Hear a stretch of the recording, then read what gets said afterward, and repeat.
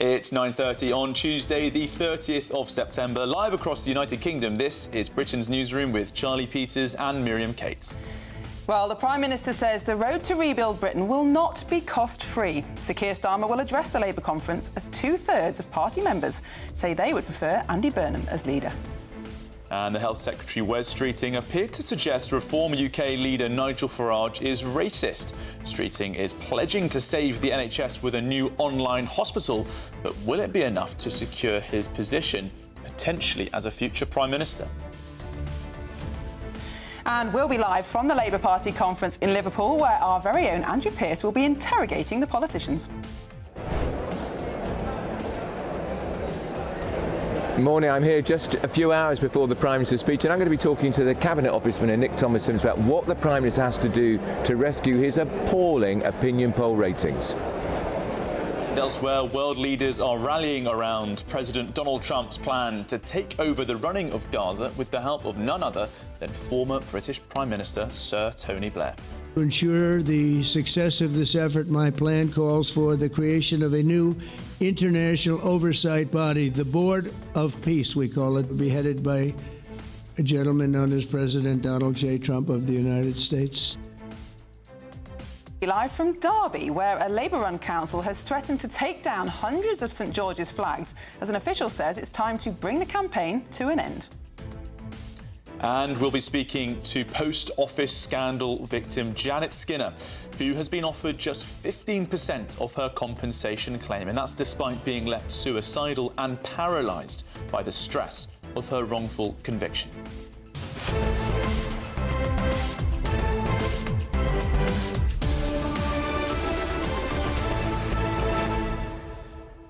Hello, welcome. This is Britain's Newsroom. We're live across the United Kingdom on GB News with Charlie Peters and Miriam Cates. And Charlie, it's going to be a very Labour conference-focused programme this morning. We'll be crossing live to Andrew Pearce and many of our other correspondents. But strange time for Labour because they're losing votes to both left and right. We saw Shabana Mahmood, the Home Secretary, yesterday make a pitch to control immigration. But at the same time, other members of the top team are calling Farage's policies racist. Yes, and they seem to be focusing around this on a Reform advert in Scotland against Anas Sarwar, which they said was racist, but Reform have said that that advert was sectarian and that it was promoting sort of South Asian ethnic interests in politics over that sense of Britishness. It's going to be an interesting row, I think, as this develops, because, you know, as you were saying during the programme with Eamon and Ellie, we've seen this attack so many times to call people racist and expect it to stick and people to be sort of disparaged. But actually, a lot of people, I think they have a pretty strong standard for what racist means. It's such a thing to tarnish someone with. Does this meet that level? Yeah. I'm not sure. And Britain is frequently cited as one of the least racist countries in the world. When you do surveys, things like asking people, would you mind living next to a neighbour with a different skin colour? I think only 3% of Brits have a problem with that, whereas it's double or triple that in most countries of other countries of Europe. So we're not a racist country. But I think what Labour have failed to grasp is they know they've got to sort out immigration because of what the polls are saying. But I don't think they've really understood why people are worried about the scale of immigration, which is why they've got these two messages going on. One from Wes Streeting calling Reform racist this morning, and the other from Shabana Mahmood, who's trying at least to make some sort of inroads into securing our borders. But she was also calling Reform racist. They're all at it. And I suppose a problem for them, if they're trying to woo voters from Reform at the same time as saying that the leader of that party is racist, does that mean that they are supporting racism as well? Wes Streeting said he didn't have a window into Farage's soul. But what do you think? gbnews.com/your say. What's your reaction to this recent attack from Labour ministers? I think the quote of the day yesterday went to David Lammy, who said, "The lesson is clear. Progressives win when we follow the North Star of our values with the guardrails of our realism." What does that mean, Charlie? I don't know. Well, maybe we'll find out later. We'll find out maybe today, yeah. Well, to our top story today, of course, it's going to be Sir Keir Starmer saying that the road to rebuild Britain will not be cost-free as he addresses the Labour Party conference. Well, he's expected to spell out the stark differences between Labour's vision for the country and that of Reform UK. But he's the least popular Prime Minister in polling history, and now two-thirds of his party's members say that they would prefer Andy Burnham. So is this make or break for Sir Keir Starmer? Well, joining us now from the Labour Party conference in Liverpool is GB News presenter Andrew Pearce. Andrew, these are tricky times for the Prime Minister. You've seen Andy Burnham on the march around the conference. Is this an opportunity today for the Prime Minister to sort of retake momentum of his own party? Well, I think the Prime Minister should start talking about what the government is going to do and stop talking about Nigel Farage, who is the ghost at the feast here. He's stalking every fringe meeting, every speech by every Cabinet Minister has all been about Nigel Farage. Well, let's talk to a Cabinet Minister, Cabinet Office Minister Nick Thomas-Symonds. Who'd have thought, Nick Thomas-Symonds, 40 months on from your historic victory, your poll win was the largest since 2001, that the Prime Minister would be having the worst poll ratings of any leader since 1977. What's gone wrong with him? Well, firstly, Andrew, very good to join you, but we knew in opposition it was going to be tough. We knew the inheritance was going to be tough. We knew that it's the Tories' fault. Economically and indeed in terms of the state of public services there were going to be enormous challenges. We also knew we were going to have to take difficult decisions in that first year. What's also the case going around the country, I know you do as well, speaking to people all around the country, is people are quite rightly impatient for change, impatient for delivering change, and that's exactly what we're focused on. That's exactly what I think you'll be hearing from the Prime Minister today in his address to conference, when he'll be contrasting decency and renewal with division and decline, and putting forward how we are going to deliver that change people are going to feel in their lives. Your colleague Wes Streeting, the Secretary of State for Health, said the government have made mistakes. What mistakes are they? Well, I think going into government we probably underestimated, I think, the scale of the problem that we faced. I think we've also been making sure that we've been listening to the election. Look, we had to take some very, very tough decisions in those early weeks. One of them is the winter fuel payment, for which you've reversed. And that is something where, when we got to a position where we delivered the 3 trade deals back in May, you just got it wrong. With India, the United States, and with the EU, we were able then to put that winter fuel payment back for all but the wealthiest. But listen, I'm not going to say I'm not shying away. I'm not shying away from it, Andrew. When Keir Starmer looked at the results, saw the results of the elections back in May, heard the feedback from the doorstep, yes, on winter fuel, he said, I get it. And we listened and we acted, absolutely. What about national insurance rise? The Chancellor is refusing to rule out more tax rises. National insurance went up for employers. I would argue that was a breach of your manifesto commitment not to raise taxes on working people, because employers are working people, in my view. But I'd say we protected people's pay slips. We protected people's pay slips. Okay. Your colleague Darren Jones, who is the Chief Secretary to the Prime Minister, a grand-sounding type, if I may say so, he refused to rule out rises in VAT or tax yesterday. Can you rule them out?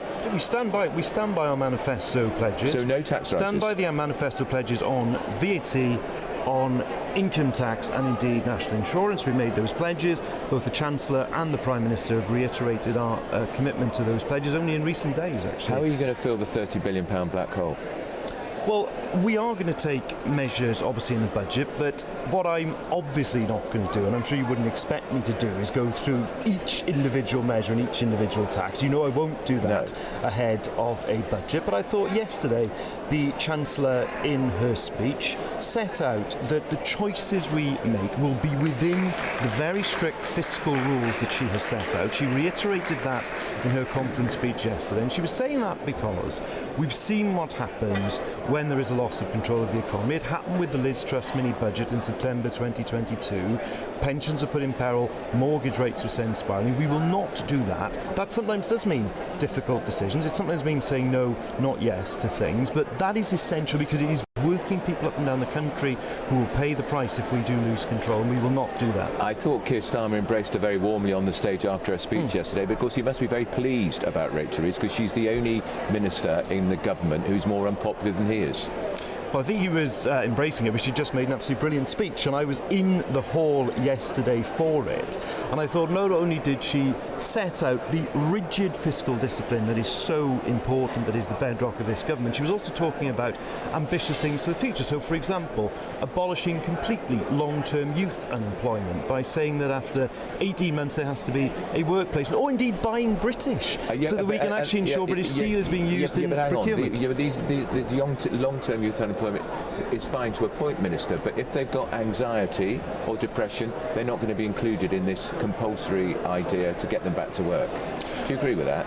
Well, there will first of all be an element where we say, look, there isn't an option here of just staying at home. If we are saying, and we are, that after that 18-month period there has to be a workplace. Now, of course, if there is a good reason, and this is exactly the situation we have at the moment, people should be attending, for example, for discussions at the local job centre to discuss options for employment and other things. If you have a good reason not to attend, that's obviously taken into account. But generally speaking, people, when these offers are put forward, whether it's in training or indeed whether it's in work, they should be taken up, and getting young people back to work is crucial, because I was looking at the figures, Andrew, it's something like 13.8% is our rate of youth unemployment. That is unacceptably high. So it isn't just about the economy, it isn't just about more people in work contributing to our tax system. There is a moral mission around not leaving a generation of people on the sidelines. Well, you're the minister responsible for resetting our relationship with the EU. Yes. As part of that, we're going to get free movement of young people by the back door. That's coming back. No, we're not. Well, explain to me why, if we're going to get all these young people back into work,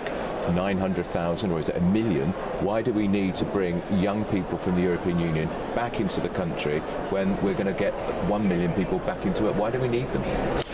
And by the way, how many are coming and how long for? So, it will be a capped number, and it'll be a capped number of years. Well, I haven't negotiated that yet, but it will be in the context of the 13 youth mobility schemes we've already got. Right. I'm assuming you wouldn't argue, Andrew, we've got free movement with Uruguay or free movement with Andorra or indeed free movement with Australia, but nonetheless we have youth mobility schemes. 27 countries in the European Union. Yes, of course, and that's why there'll be a cap, but it's a two-way cap. In other words, it's about opportunities for young Brits here to go overseas, to have that experience of living and working abroad. No, there's a cap. There is a cap on it, and the reason we're doing this is because this is about great opportunities for young Brits, and something that's really positive. A cap on the number, and how long for? How long can they come for? Well, again, that is what I will be negotiating. But well, no, I haven't done the negotiation on the number and the cap, but it's in the context of the schemes we already have. But can I also say, these are not people who are coming, won't be allowed to bring dependents, won't be allowed to claim benefits. They are people who will come and make a contribution, but the quid pro quo is wonderful opportunities for young Brits to go overseas as well. And Andrew, you know, many years ago this might have been an opportunity you might have wished to take up. In the long and distant past. Can I just ask you finally, Mr. We're going to be talking about the Labour Council, Derby, which is taking down union flags which have appeared all over the city.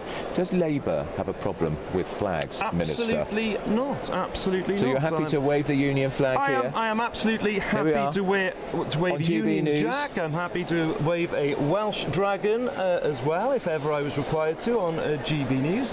But we should have great pride in our flag. It belongs to everybody in our country, and I'm very proud of it. And so is Derby Council wrong to be taking these down? Look, there's a distinction, isn't there, between somebody who perhaps is fly posting or damaging a lamppost. That, of course, I understand why there may be, I don't know the particular circumstances in Derby, there may be particular circumstances when that happens. But generally speaking, if people want to display the flag, they should do so proudly, and I'm happy to do this as well. Nick Thomas-Symonds waving the flag proudly and patriotically, as you'd expect on GB News. Back to you in London.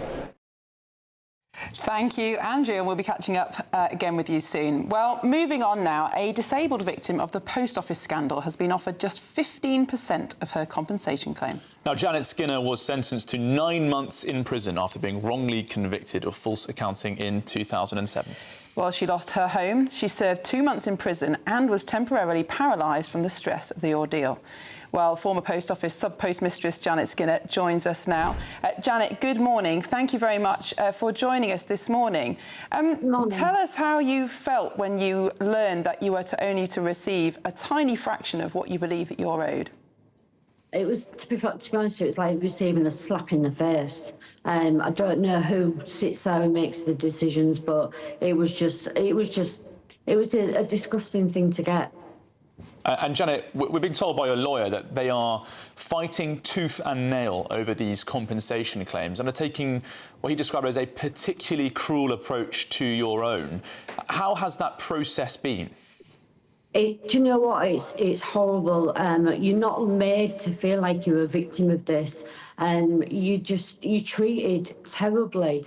Everything, I mean, all of the information that's submitted for a claim is professionally done. It's not just numbers that have been just dragged off a whim. They're all being set out by professional people. Now, Janet, you always knew that you hadn't done anything wrong, and yet you were persuaded to plead guilty in your initial case. Tell us about that. What happened there? What were you feeling at the time? Well, I was at that. The post office offered a plea bargain, and they said if I pleaded guilty to the false accounting, they would drop the theft charge. I mean, I've later found out there was no evidence of theft anyway, and I didn't really understand the false accounting. I thought I was pleading guilty to signing the documents off, not actually signing to say that I'd taken anything. And when I went to court, I only went to the courts 3 times, and I was sentenced to a 9-month imprisonment. I was advised if I took the plea, I would avoid prison, and I didn't. And Janet, those 2 months that you were behind bars, what was that experience like as an innocent woman inside a prison cell alongside, violent criminals surrounded by drugs? People don't believe you. Everybody who goes to prison is innocent. They're pleading innocence. And because I was up against an organisation as of the post office, trusted brand, people didn't believe me. And how do you think this is going to continue now? Because I'm sure in many of the public minds that they think that this case has been dealt with, that compensation has been offered. Of course, there was that incredible ITV drama made that really gave people a sense of the kind of injustices that had happened. But for you and the other victims, this is ongoing, isn't it? Where does this end? Oh, God, that's a really good question, and it's a question that's sort of like got an open answer because I don't think anybody knows. I mean, I had my conviction overturned in 2021, along with 38 others. Did I think that 5 years later, coming up to 5 years later, I would still be fighting this? No. I've had 5 medical reports done from different medical experts. I've had an occupational health report done, and no doubt I'll probably have to have another report done. Janet, I mean, I've been reading about your case and how you had to learn how to walk again due to a neurological collapse caused by the stress. Do you think that people involved in processing your compensation claims and those from the post office previously, do you think they really understand the extent to which you've suffered and others sub-postmasters have suffered as a consequence of this injustice? No, I don't. I think all we are is just a name or a number on a spreadsheet to them with just a number that they need to deal with. And the thing is, because I'm in the overturned convictions group anyway, this falls completely and solely at the door of DBT. It's DBT now who's making the decisions on the overturned convictions group. The post office was phased out in June of this year. So, I mean, Labour have been very, very vocal about this process and how we've been dealt with up until the point of when they took power. And now they're in power, it seems all of these big voices that we heard previously have gone silent and don't want to give any opinions at all. And Janet, just briefly, what do you think needs to happen to make sure that a scandal like this can never happen again? I think that, again, do you know what? This isn't going to be the last scandal that's ever going to happen. I mean, how many scandals is there now? And I think they will just keep on going. And I think the problem you've got is those in the higher positions, there's never accountability for anybody who does anything wrong. This was about people who prosecuted people knowingly they had information that would prevent these people from being destroyed. Janet Skinner, former sub-post mistress, thank you so much for your time this morning. Thank you. Well, in a statement, the Department for Business and Trade recently took over responsibility for delivering redress for the sub-postmasters. They say they don't comment on individual cases, but take every effort to make full and fair offers. Well, still ahead, we're going to be crossing back to the Labour Party conference where our very own Andrew Pearce will be interrogating the politicians. This is...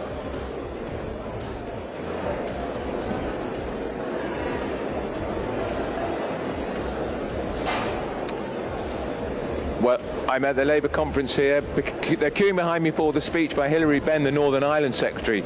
Key moment, really, because the government has ripped up legacy legislation brought in by the last Tory administration, which means many veterans from the Northern Ireland Troubles who served in the armed forces are now facing prosecution. The government's under huge pressure on that. But, of course, the big moment comes this afternoon when Keir Starmer addresses the Labour conference, only his second Labour conference as Prime Minister. But who'd have thought he'd be addressing it as polls show him as the most unpopular Prime Minister since records began. We'll be there for all of it.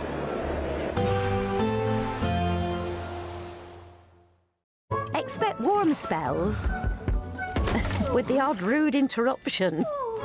Boxed Boilers sponsors the weather on GB News. Good morning. Welcome to your latest weather update from the Met Office here on GB News. Like yesterday morning, there's a few fog patches around, steadily clearing in the next couple of hours. And then most places dry and bright. Main exception to that will be parts of Western Scotland and Northern Ireland. Even parts of North West England, North and West Wales may see the odd shower. Quite cloudy in this northwestern zone, but some sunny spells coming through across the northeast of Scotland, especially along the Murray Firth. For a good chunk of the Midlands, eastern and southern England, dry and a bright day with some sunny spells once that fog has gone. And in the sunshine, temperatures getting up to 20 Celsius. So yes, a bit chilly first thing this morning, but temperatures rising nicely by this afternoon. Further north, highs of about 17 or 18. But generally a fine day in the south, and that'll turn into a fine evening. Some cloud, some sunny spells, and still quite mild really for the end of September. Further north and west, we will have thicker cloud and the rain turning more persistent through this evening over parts of Northern Ireland, and eventually setting in across western Scotland, where it's likely to last for quite some time. Still some clearer skies across the far northeast with a bit of shelter. Quite a breezy, blustery night across the northwest, and it will turn into a very wet night. That rain really setting in over western Scotland, heavy pulses of rain. Same goes for Northern Ireland too, whereas for most of England and Wales, bar the odd shower across the Lake District, most places here will be dry and fine, and turn quite chilly again across the southeast. Light winds with some clear skies, temperatures in rural spots well down into single figures, whereas it will be a mild night across the far north and west. But it will be another wet day on Wednesday, with that rain really building up through Wednesday, Thursday, and even into Friday in western Scotland. We're a bit concerned that rain could cause some disruption, so there is a yellow warning in place. Should ease from Northern Ireland during the day. Again, the far northeast of Scotland well sheltered, and much of England and Wales having another dry and fine day tomorrow after a chilly start. Temperatures again here up to 20 Celsius. Expect warm spells with the odd rude interruption. Boxed Boilers sponsors the weather on GB News.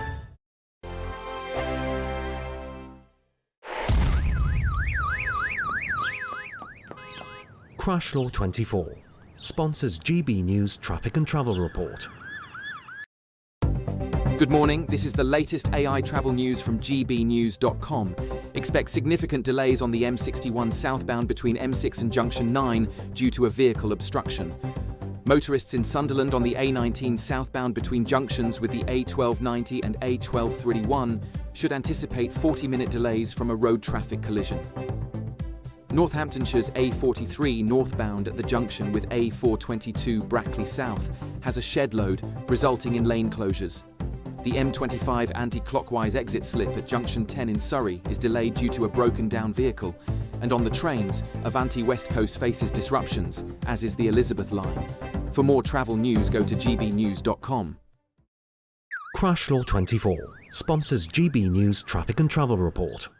It's our biggest Great British giveaway to date. You could be driving away with this brand new Benamar Primera motorhome. This 4-berth home from home comes complete with integrated kitchen and bathroom areas and has all of the tech you'd expect from the latest 2025 model. We'll also give you an incredible £30,000 in tax-free cash to make sure that any adventures you take in your new motorhome are taken in style. For a chance to win, text WIN to 63225. One entry costs £2.50 plus one standard network rate message, or text BONUS to 63225. 5 entries cost £5 plus one standard network rate message. Go to gbnews.com/win. Entries start at £2.50. Call 0903 686 3232. Calls cost £2.50 plus your network access charge. Or post your name and number to GB16 PO Box 8690 Derby DE1 9TT. UK only. Entrance must be 18 or over. Lines close at 4 p.m. on the 31st of October. Please check the closing time if listening or watching on demand.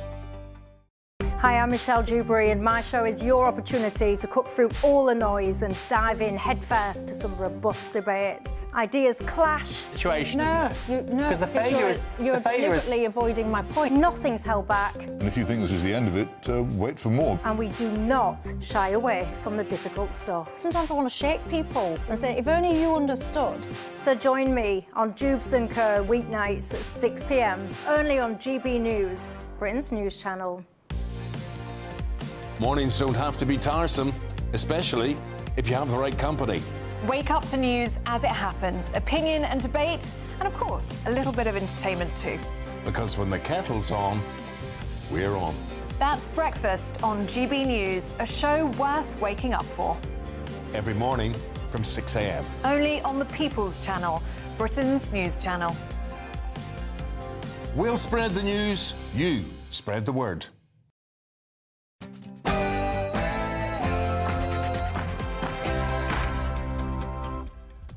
It's 10 a.m. on Tuesday, the 30th of September. Live across the United Kingdom, this is Britain's Newsroom with Charlie Peters and Miriam Cates. Now, the Prime Minister says the road to rebuild Britain will not be cost-free. He will address the Labour conference as 2/3 of party members say they prefer Andy Burnham. Whilst Keir Starmer is pledging to save the NHS with a new online hospital. But will it be enough to secure his future as Prime Minister? And the Health Secretary, Wes Streeting, appeared to suggest that Reform UK leader Nigel Farage is racist as he spoke to GB News earlier. Yeah, I don't have a window into Nigel's soul, but I did see the leaflet that Reform put out in a by-election in Scotland that basically said that Anas Sarwar would prioritise the interests of the Pakistani community. I thought that was a racist leaflet. And we'll be going live to the Labour Party conference in Liverpool, where our very own Andrew Pearce will be interrogating the politicians. Well, I'm here at the party conference. I'm going to speak shortly to Lord Glasman from Blue Labour, who's been a persistent critic of the government's position on immigration. And, of course, he'll be speaking to me just before the Prime Minister makes his keynote speech to this party conference, trailing in the polls the most unpopular Prime Minister since records began. Who'd have thought it just 14 months after that historic election victory? Well, stay tuned for Maurice Glasman. That'll be fascinating. But beyond Britain, world leaders are rallying around President Donald Trump's plan to take over the running of Gaza with the help of none other than former British Prime Minister Sir Tony Blair. To ensure the success of this effort, my plan calls for the creation of a new international oversight body, the Board of Peace, we call it, be headed by a gentleman known as President Donald J. Trump of the United States. And back in Britain, we'll be live from Derby, where a Labour-run council has threatened to take down hundreds of St George's flags, as an official says it's time to bring the campaign to an end. Well, Derby City Council say it's time to bring the flag flying to an end. Here in Chaddesden, where I am this morning, they still fly on the lampposts as those works from the council begin around the city. Locals here, though, tell me they believe the move is unpatriotic. I'll have all the details.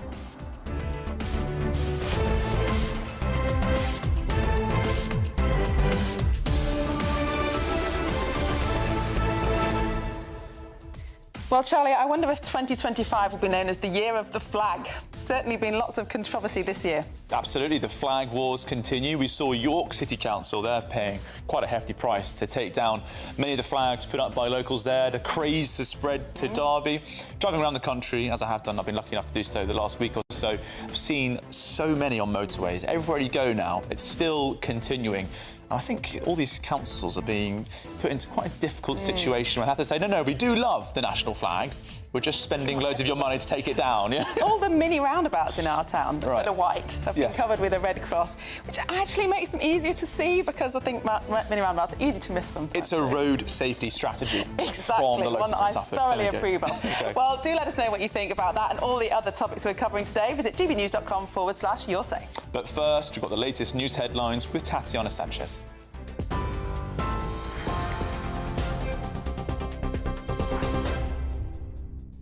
Charlie, thank you. The top stories. The White House has unveiled its peace plan for Gaza, including a temporary administration headed up by Donald Trump with the help of Sir Tony Blair. The 20-point plan was released by the US government just minutes before Mr Trump and Benjamin Netanyahu held a joint news conference last night. Sir Keir Starmer has welcomed the plan for peace in Gaza and called on Hamas to agree to it. Well, since then, Hamas negotiators are said to be reviewing Mr Trump's plan in good faith. The plan states that if the fighting ends, Gaza will be placed under the control of a transitional government headed by Mr Trump and others, including former British Prime Minister Sir Tony. The president described him as a good man, while the ex-Labour leader commended the bold plan. To ensure the success of this effort, my plan calls for the creation of a new international oversight body, the Board of Peace, we call it, will be headed by a gentleman known as President Donald J. Trump of the United States. And one of the people that wants to be on the board is the UK former Prime Minister, Tony Blair. It's the final day of Labour's annual party conference in Liverpool, and the Prime Minister will take to the stage later today, where he's set to say that British people stand at a fork in the road as he outlines his visions for the future. Sir Keir Starmer is expected to spell out what he sees as the stark difference between Labour's vision for the UK and that of Reform UK. He will argue that his is a hard path, but one of renewal and decency, set against an alternative he portrays as decline and division. That route is one he suggested belongs to Nigel Farage's Reform UK party, which is attracting significant numbers of former Labour voters and whose deportation policy Sir Keir branded racist at the start of the conference. The Prime Minister is set to announce an NHS online hospital service to be launched in England within 2 years to help cut waiting times. Sir Keir Starmer will tell the Labour Party conference a new world is coming as he sets out plans for the digital service. The platform will allow patients to access prescriptions, book scans and tests, receive clinical advice and manage appointments through the NHS app. Labour claim the initiative will provide up to 8.5 million extra NHS appointments in its first 3 years. Health Secretary Wes Streeting spoke to GBNews. Be the first to admit there's a lot more to do, and that's why the Prime Minister's announcement today of NHS Online, a new virtual hospital service, is such a game changer, because it shows how we're not just investing in the NHS but modernising. And that online service, which won't be for everyone in all cases, it's only for cases where it's safe and effective and where people want to go online, that'll create about an extra 8.5 million appointments. The alternative is, you know, we either get the NHS back on its feet with a Labour government, and we'll be proud of that achievement for years to come, or if the BMA hold us back and the forces of conservatism win, there'll be a reform government with Nigel Farage, who doesn't believe in the NHS. Meanwhile, Wes Streeting will announce a £500 million package to help boost pay and improve conditions for care workers. The Fair Pay Agreement will establish a new negotiating body that brings together social care employers and trade unions in England. The Health Secretary will tell the Labour Party conference in Liverpool that poverty pay will no longer be tolerated in social care. Labour says the initial investment in the agreement will mean that by 2028, care workers will expect to see a boost in their yearly wages. Elsewhere, US federal prosecutors urged a judge today to sentence Sean Diddy Combs to more than 11 years in prison this week following the hip-hop mogul's conviction on prostitution-related charges. The prosecutors sought at least 135 months imprisonment and asked the court to fine Combs $500,000, according to the court-filing US district judge. He's due to be sentenced on Friday. Combs, who's 55, faces up to 20 years behind bars after a jury on the 2nd of July found him guilty following a 2-month trial on 2 counts of transporting male prostitutes across state lines to engage in drug-fueled sexual performances with his girlfriends while he watched and recorded. The jury acquitted Combs on the most serious counts he faced, racketeering and sex trafficking, charges that could have landed him in prison for life. Combs pleaded not guilty to all charges and is expected to appeal his conviction. Elsewhere, dozens of students are feared to be still buried under the rubble of a collapsed school building in Indonesia. Rescuers are running oxygen to those under the debris and working desperately to free any survivors trapped in the unstable concrete leftovers of the school in East Java more than 12 hours after the structure fell. A 13-year-old boy is among 3 confirmed to have died when the Al-Hosni Islamic boarding school suddenly collapsed yesterday. Officials say 101 others were taken to hospital, some of them with critical injuries. Boyzone are reuniting for their biggest ever headline show next summer, inspired by the success of their recent documentary, Boyzone No Matter What. Ronan Keating, Keith Duffy, Shane Lynch and Mikey Graham will perform live at the Emirates Stadium on Saturday the 6th of June next year. It'll be the first time they've performed together since 2019 and will be the largest show of their entire career anywhere in the world. In January, a 3-part documentary celebrated their success, as well as revealing the dark side of being in a boy band in the 1990s. And Hollywood actress Nicole Kidman has reportedly split from her husband of 19 years, Keith Urban. The couple shared 2 children, Sunday Rose, 17, and Faith Margaret, 14. The reason for the split remains unclear. Those are the latest GB News headlines. For now, more in half an hour.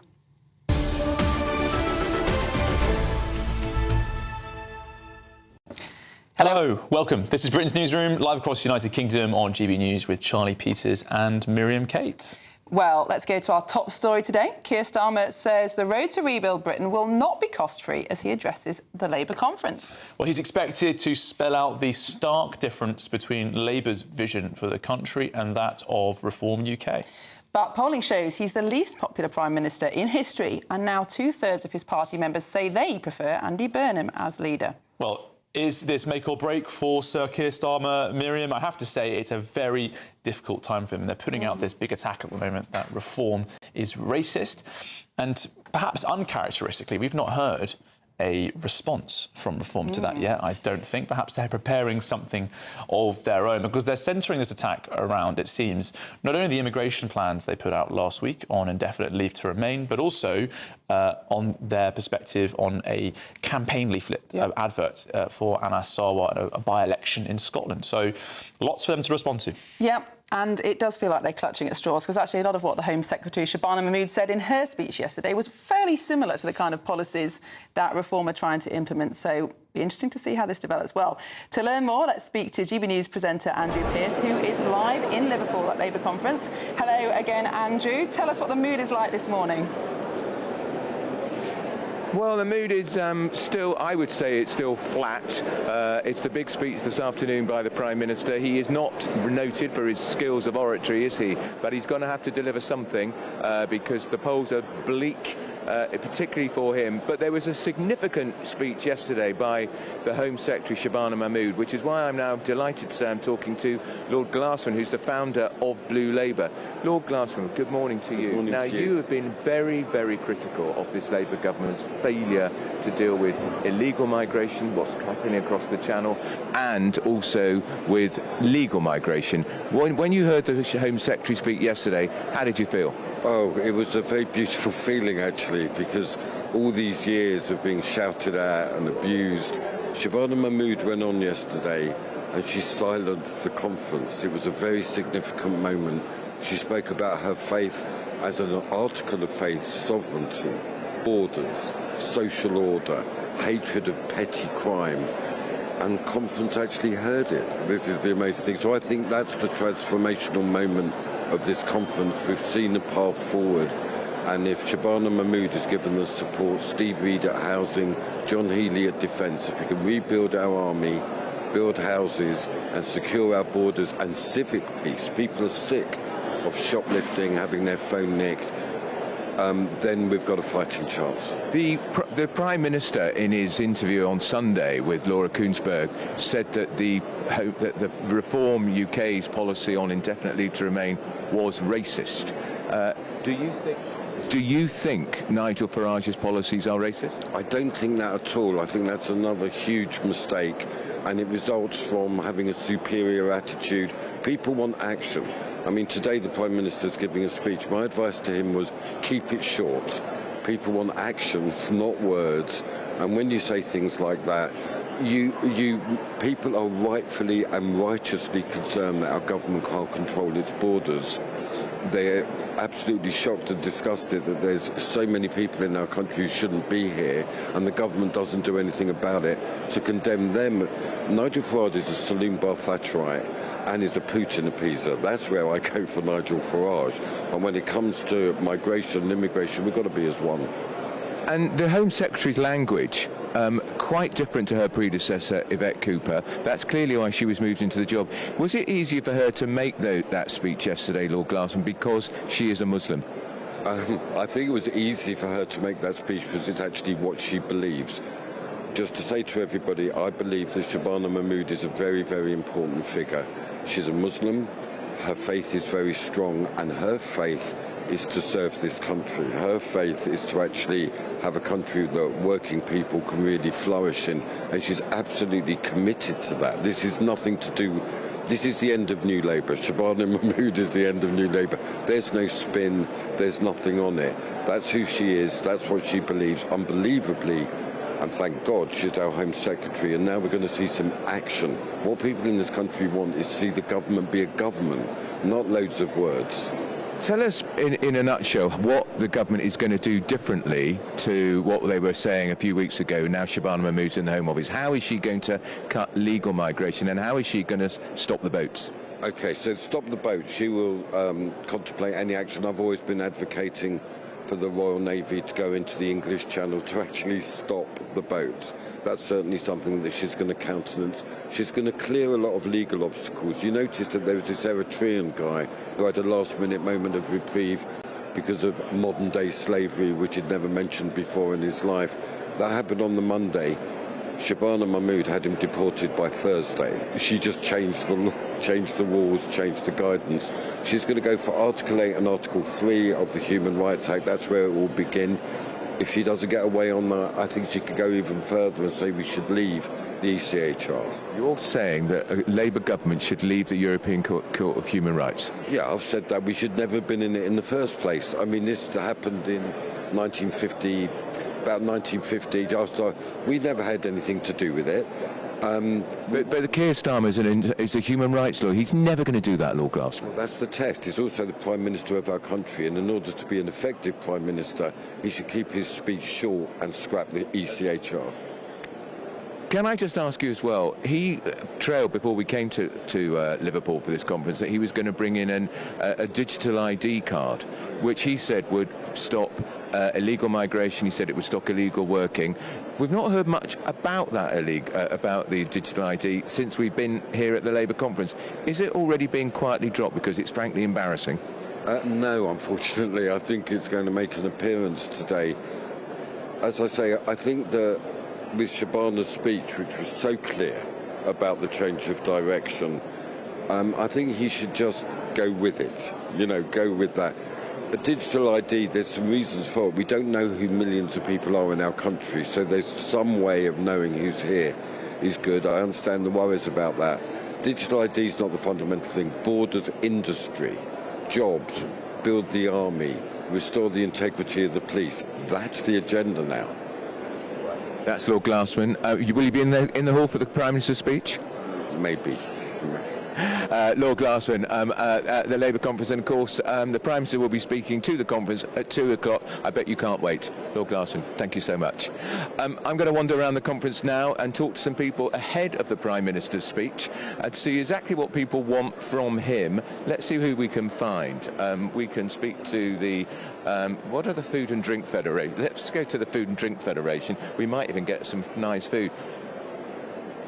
Good morning. Can I talk to you, GB News? Hello. You're the. Are we on or on? You're on. You're on. Okay. Food and Drink Federation. Yeah. What do you want to hear from the Prime Minister? Well, in his speech today? we're thinking about inflation. Food prices are up 40% over the last 5 years. So your shopping at Christmas will cost you 6% more than a year ago, 40% more than in 2019, and that should be a red flashing light on the Treasury's dashboard, I'd say, as we're approaching the budget. So we want the Chancellor and we want the Prime Minister to impose no new costs on manufacturers and retailers, because ultimately that will push everybody's food prices up, and that should be really concerning. Did the rise in national insurance in the budget last year, has that contributed to food inflation? It has. The rise in NICs has increased the cost for us as a sector by £410 million a year. But that's not the only cost. We've seen commodity price increases, energy price increases, and at the same time there's a new packaging tax called Extended Producer Responsibility that will cost us £1.4 billion from next month in October. Now, all of those costs combined have contributed and are probably the main driver of food price inflation. Now, you're here at the Labour conference. Are ministers listening to what you're saying? Have they been to see you? Have you talked to them? We've seen a lot of ministers. They are listening to what we're saying, and what we really want to see is that action in the budget to make sure there's no inflationary impact from any measures that come in there. And just remind us again, food inflation is what at the moment? Food inflation is 5.1% right now. We forecast that will rise to 6% by Christmas, but it will fall a little bit next year, but still remain higher than the bank target of 2%. So that's why it's so concerning, because you and I feel that every day in the shopping that we do in the supermarket. If it rises to 6%, that's 3 times the government's inflation target, and that really impacts on families. Yeah, absolutely right. And families now spend more on food and drink than they do on energy and utilities, and that's a shift. Wages have gone up at a slower pace than food and drink price inflation. So we need to make sure we get this under control and recognise it's a problem.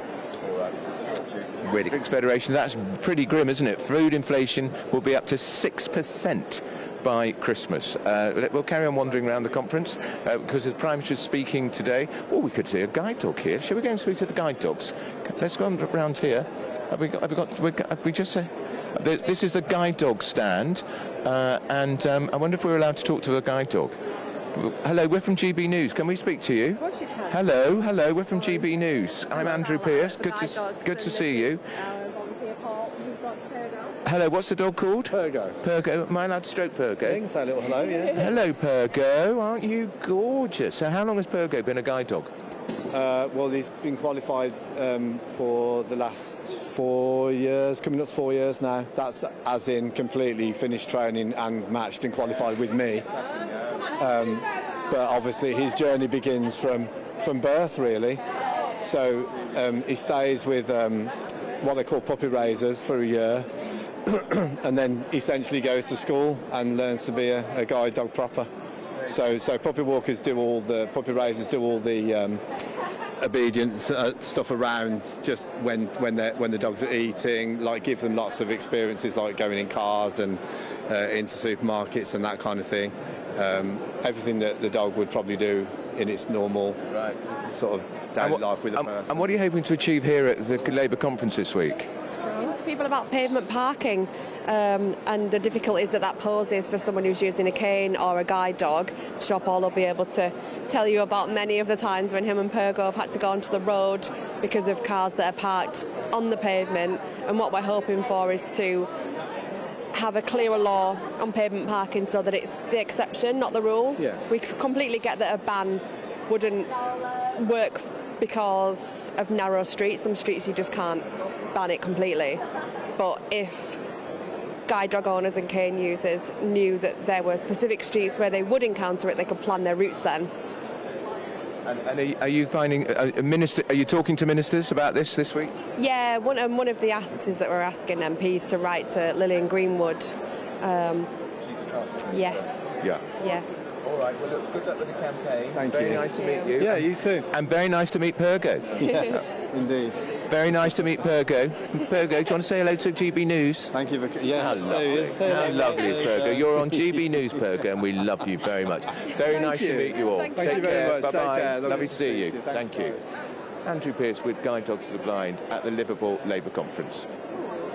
I'm looking forward Thank you, Andrew. looking forward to Pergo's speech later. I think that's going to be a masterclass. Very cute. Yeah, absolutely. Did you know? Speaking to Jim Bly there from the Food and Drink Federation, Andrew was interviewing him first. Food price inflation has gone up by almost 40% in the last 5 years. The 5 years before that, Miriam, just 4.5%. Astonishing. It is a total crisis, actually, food price inflation. So good that Andrew got to go and grab him for a chat. And this is the problem that the government faces, because they can talk about GDP growth figures, but they don't mean anything to people in their pockets. Whereas when you see the supermarket shop going up and up and up every week, that's what really stretches people's budgets. And food was at historically low prices 10 years ago, but now it's crept back up to significant prices, but at the same time people are paying more than ever on housing and electricity, so the squeeze is from every direction.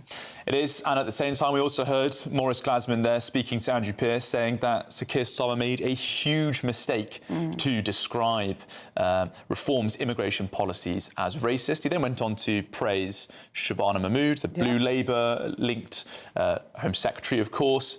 She's echoed similar comments, but he didn't want to apply the same criticism to her. I think obviously he's seen as an ally to him, so didn't want to make that move at the same time. But it shows how Starmer is being pulled in two directions by the right, who want him to almost copy what Farage is saying on immigration to get back those votes from the Red Wall, but on the left, who are worried about losing votes to the Green Party and the new Your Party, My Party, whatever it's called this week, who want him to shore up that core vote and to call out what they see as the hard right, or perhaps even the far right, some of them would call it.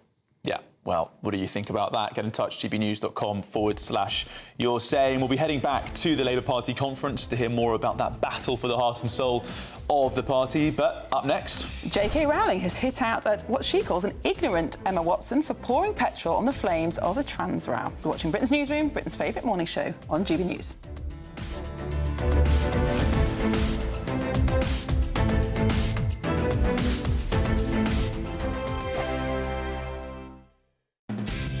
Decisions made in Washington aren't just shaping America, they're shaping Britain too.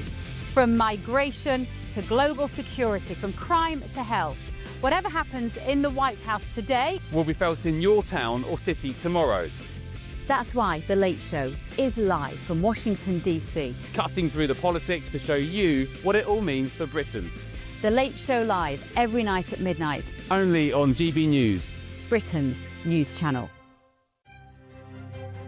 GB News Breakfast, every day from 6 a.m. My dad used to play it constantly, you know, Frank Sinatra, Dean Martin, Matt Monro, Sammy Davis Jr., you name it, I mean, all of them. And I came home one afternoon after school and he had this song playing. It was called Special Angel by Malcolm Vaughan. And it caught my interest. And since then I asked him for a CD, like, you know, a swing CD, and I got it for Christmas. And I was listening to it all the time, and it became a thing, and I started to sing along and got used to it and just really enjoyed it. So it's been my life, really. It has been my life. I suppose the thing about swing is you've got so many really good songs. Yeah. What do you pick? They're only 2 minutes, 3 minutes long songs, so if you've got to do an hour's set, there's plenty of songs there, to fill that. You can't just do 10 like pop songs today. You know, they're all 2 minutes 30. I think Fly Me to the Moon. So did you go, have I got a story with that one? Or is it... Oh, it's always... Yeah, absolutely. Sorry. It's always about a story. Yeah, it's... any song that I ever choose for any show that I ever do has either got a memory or a story behind it. Because, yeah, swing's been my life, you know what I mean? So I've never sort of drifted anywhere else. If it's not broke, don't fix it. What I find fascinating with this sort of music, though, is that it's... I mean, it's old now. Yeah. It doesn't age. Well, that's the beauty of it, you know. I think for many years, all these songs, you know, people have covered them. Certainly myself, I have too. My first album was, wow, a long time ago. And that was called My Way, wasn't it? Doing It My Way, yes, it was, yeah. And so, for me, all these songs that have been my life since I was a little boy, I've grew up with them, and they don't get old, and they never will. And it takes somebody for myself, you know, like myself, to continue them on. You know, Michael Bublé did it, Robbie Williams did it, and I'm still doing it, you know. The People's Channel. Westminster's full of talk, but out here, it's the real world. Am I allowed to talk now? No, that's it. This is where it matters, real people and real lives. That's what politics is all about. In fact, has Trump made a good start? No. Straight answers, no spin, and just a couple of pints. How many fingers have I ever got up? About 10. So join me for Lee Anderson's Real World every Friday at 7 p.m. only on GB News. The People's Channel, Britain's news channel.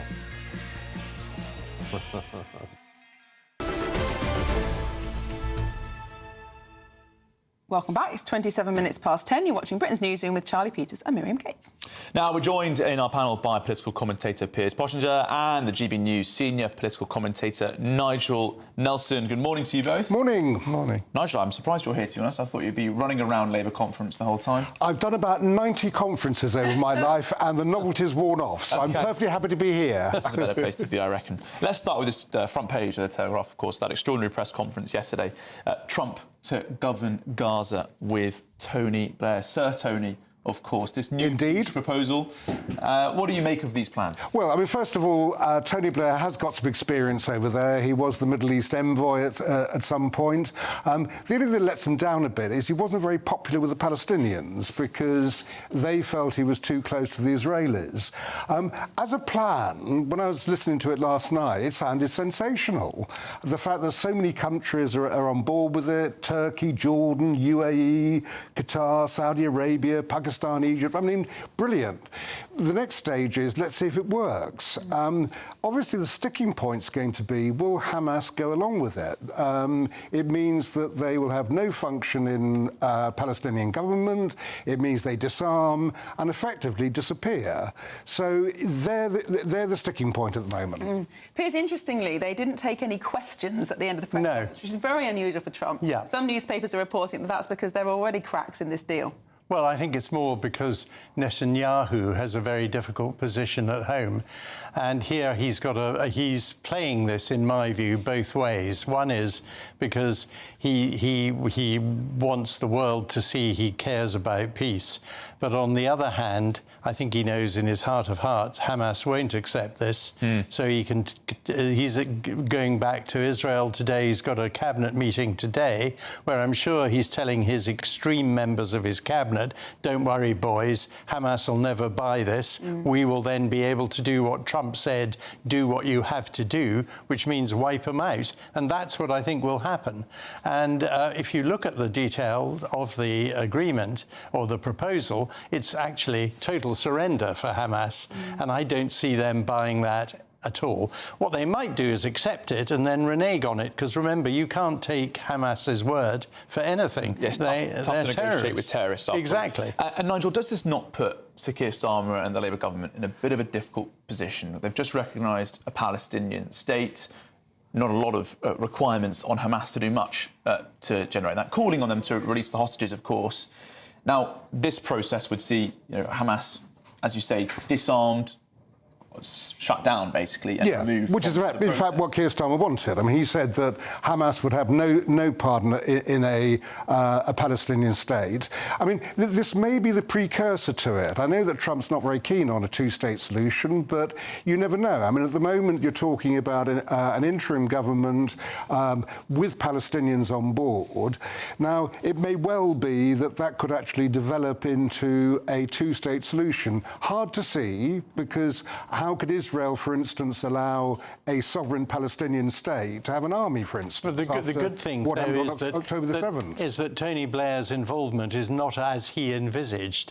He envisaged setting up a big business which he was going to head up and run from Egypt at the cost of £300 million, and they've binned that. But as a token of respect towards his experience, as Trump actually said, Tony Blair wants to be part of the committee. So it's very different from what Blair was trumpeting over the weekend about him being in charge, chairman of this great organisation. And as Nigel says, for once I do agree with Nigel, Blair is seen to be too close to the Israelis, and as a mediator, envoy in the Middle East, where he was for 5 years, he didn't actually achieve very much, and is not liked by the Palestinians. Not a great start. Well, shall we move back to some domestic news? Andy Burnham reportedly in The Telegraph, although he's backed down from his brief leadership bid, he's stuck his head over the parapet and quickly withdrawn it. He's still criticising the government's plans on ID cards. This was big news at the weekend, Nigel. It hasn't gone away. Do you think it's likely to happen? Will it even get through Parliament? No, no, I don't, because I think that the problems come down to, apart from the House of Commons, I mean, a lot of MPs don't like it. I don't know where the petitions got to, but the last time I looked, it was 2.5 million. Yes, yeah. And you've got the House of Lords to get through, and it's not a manifesto commitment, so the House of Lords can turn around and block it. I'm fine with an ID card if it's a right-to-work card and purely that. I'm not fine with an ID card to walk around my own country. So I think a lot of people feel the same way, that it's a gross intrusion on their privacy, and that's why it may go the same way as when Tony Blair introduced it, and it never happened. No, when Labour Prime Ministers get desperate, they resort to the ID card for some unknown reason. It'll never work, won't get introduced. It's dead before it's been even put to Parliament. Appears now, we just heard Miriam say that Andy Burnham had popped his head above the parapet. Yes. I think it was more like maybe his chest and his trunk. Yes. There's quite a lot of parapeting going on there. He likes his... And do you think since the welfare backlash from the backbenches, it's sort of open season on Sir Keir Starmer within his party? It is. I mean, the party's splintering, and even the splintering bit is splintering. It's a complete shambles. I mean, we learnt a lot about donkeys this week. Keir Starmer's parents were very fond of donkeys. Well, they certainly created a serious ass in the Prime Minister. All right, Piers Poston, Nigel Nelson, thank you very much. We'll see you both in the next hour, but let's get your 60-second news update with Tatiana Sanchez.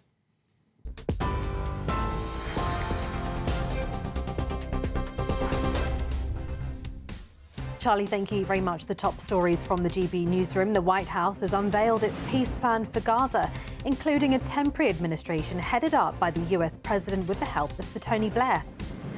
It's the third day of Labour's annual party conference in Liverpool, and the Prime Minister will take to the stage today, where he's set to tell the conference that British people stand at a fork in the road as he outlines his visions for the future. The Prime Minister is set to announce an NHS online hospital service to be launched in England within 2 years to help cut waiting times. That's as Wes Streeting will announce a £500 million package to help boost pay and improve conditions for care workers. And US federal prosecutors urged a judge today to sentence Sean Diddy Combs to more than 11 years in prison this week, following the hip-hop mogul's conviction on prostitution-related charges. Those are the latest headlines for now. More in half an hour. Take the GB News family with you on any device. As long as you have an internet connection, tune into GB News anywhere on the planet or beyond.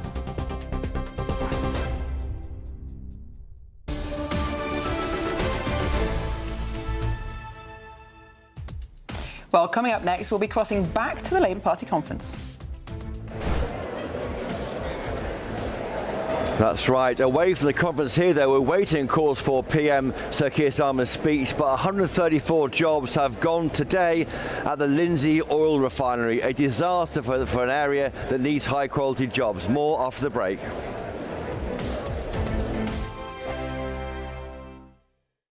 Good morning. Welcome to your latest weather update from the Met Office here on GB News. Like yesterday morning, there's a few fog patches around, steadily clearing in the next couple of hours. And then most places dry and bright. Main exception to that will be parts of Western Scotland and Northern Ireland.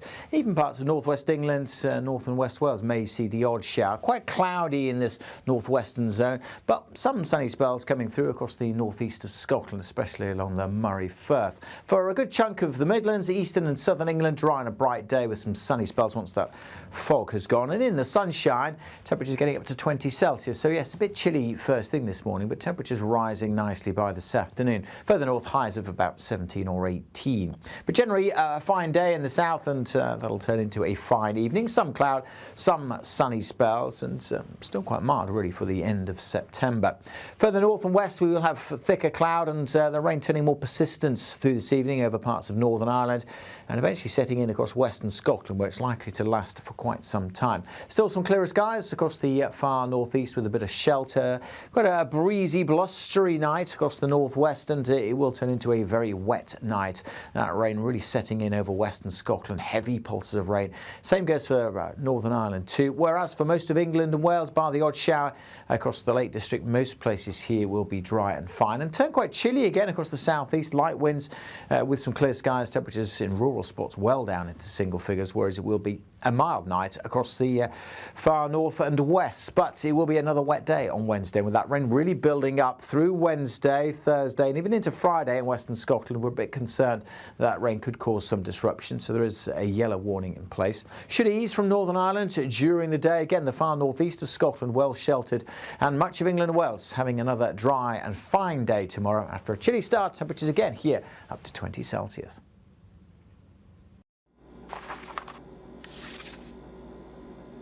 Crash Law 24 sponsors GB News Traffic and Travel Report. Good morning, this is the latest AI travel news from gbnews.com. Drivers on the M61 southbound between the M6 and Junction 9 face an obstruction. In Sunderland, the A19 southbound between the A1290 and the A1231 faces significant 40-minute delays due to a multi-car incident. Northamptonshire's A43 northbound at the A422 in Brackley is down to one lane due to a shed load, causing congestion. In East Sussex, the A27 eastbound between the A26 south and the A2270 has lane closures due to a broken down vehicle. And on the trains, Avanti West Coast is experiencing disruption between Chester and Rhyl. For more travel news, go to gbnews.com. Crash Law 24 sponsors GB News Traffic and Travel Report.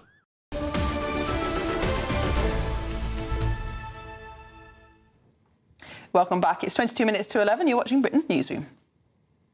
Well, some breaking news coming to us. United officials have told GB News that a third of the workers at the Lindsay Oil Refinery near Grimsby have been told they are being made redundant this morning. Our political editor, Christopher Hope, has the story. He joins us now from Liverpool.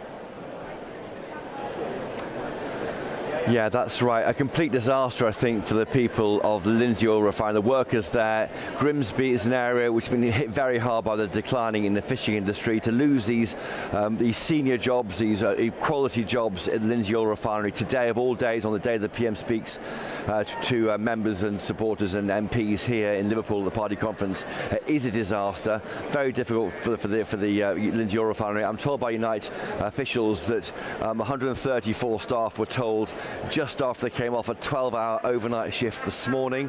That means they'll lose their jobs by the end of next month. They've been given their redundancy notices, and the remaining staff there, some 280 staff, could lose their jobs in January. This Lindsay Oil Refinery does provide a big chunk. I'm told around a fifth of the air fuel, some of the diesel also for the UK. It's all part of us being resilient as a country, not relying on imported fuel. A really bad news here for an area which can least afford it. To confirm there, 134 job losses confirmed this morning to GB News from Unite, the union, at this refinery. Very, very bad news.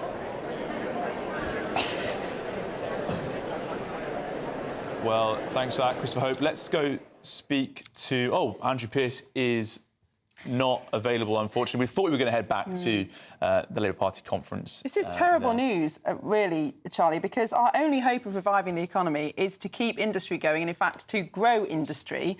They're the productive jobs we need. This is a big blow for Labour and a bad timing. Yeah, devastating stuff. And I think, as we were hearing from Andrew before, it's a pretty flat atmosphere in Liverpool at the party conference, the sort of news they don't need. Well, up next, Derby Council are set to remove union flags and the flag of St George from public spaces. But first, if you're in search of some holiday sun, here's the forecast for some of the top European destinations.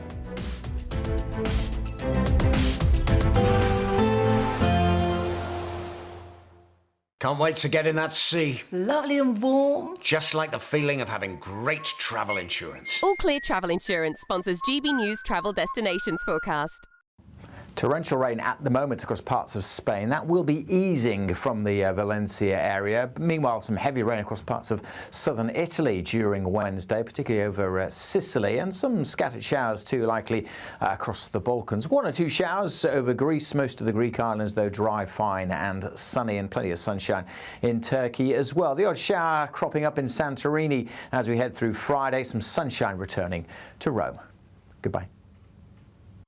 All Clear Travel Insurance sponsors GB News Travel Destinations Forecast. You want to know what's really going on in the corridors of power? Labour don't know what to do with you half the time, and that makes you quite lethal in the chamber. Get behind the headlines with Chopper's Political Podcast. Join me, Christopher Hope, as I sit down with the great and the good of British politics. We'll see where this ruling takes us. These are the stories shaping our nation. Chopper's Political Podcast, available now on all platforms. Listen in and stay ahead. In the GB Newsroom, we bring you the news as it happens. With our team of dedicated journalists across the UK. We're ready to keep you up to date with what's happening every half an hour, every single day. Bulletins here on GB News, the People's Channel, Britain's news channel. It's Patrick Christie's Tonight, and here we do things differently. It's explaining the absolute madness of this, doesn't it? It's explosive. I mean, this is very good. It's lively. 850. Your government sat there, Sean, and it did nothing. It's controversial. The Middle East has been in turmoil since before I was born. It's everything you need to kickstart your evening. Everyone's had their Weetabix tonight. I love to see it. That's Patrick Christie's Tonight, weeknights from 9 p.m. Only on GB News, the People's Channel, Britain's news channel. At GB News, we love to hear from you, our loyal community. So drop us a line at gbnews.com/yoursay. There you can talk to each other and also to the presenters live on air. gbnews.com/yoursay, because GB News is your channel, Britain's news channel. Decisions made in Washington aren't just shaping America, they're shaping Britain too. From migration to global security, from crime to health. Whatever happens in the White House today will be felt in your town or city tomorrow. That's why The Late Show is live from Washington, D.C. Cutting through the politics to show you what it all means for Britain. The Late Show live every night at midnight. Only on GB News, Britain's news channel. Mornings don't have to be tiresome, especially if you have the right company. Wake up to news as it happens, opinion and debate, and of course, a little bit of entertainment too. Because when the kettle's on, we're on. That's Breakfast on GB News, a show worth waking up for. Every morning from 6 a.m. Only on the People's Channel, Britain's news channel. We'll spread the news, you spread the word. Britain was once the envy of the world. But look around. A nation that no longer knows what it is or where it's going. A country that's broken. How do we fix Britain? How do we bring it back? Friday night with Matt Goodwin at 8 p.m. only on GB News.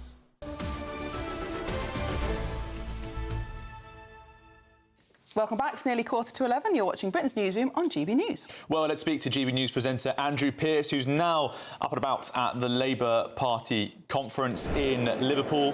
Andrew, what's going on this morning?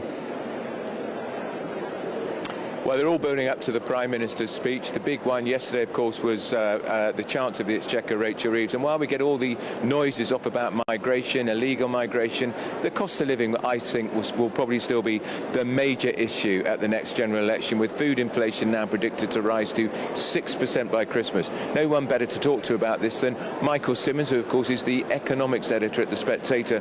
Michael, the Chancellor spoke yesterday, policy light. Yeah, I think you're absolutely right. I mean, it was a big speech in terms of, words. Her tone was strong. She dealt with pro-Palestine protester.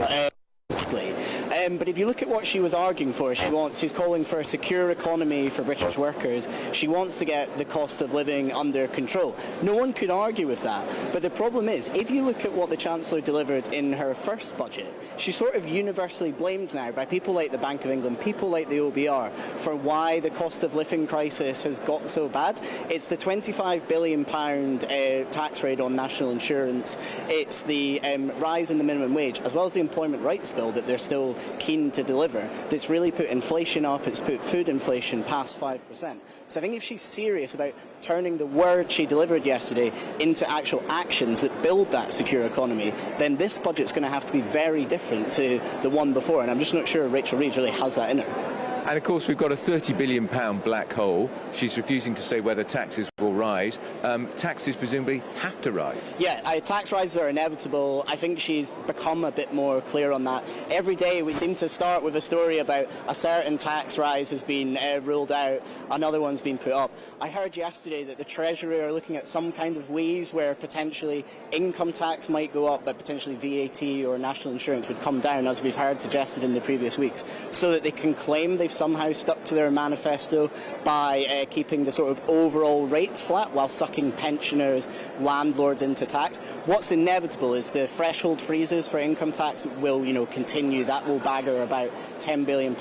She'll do something on gambling potentially to pay for a living.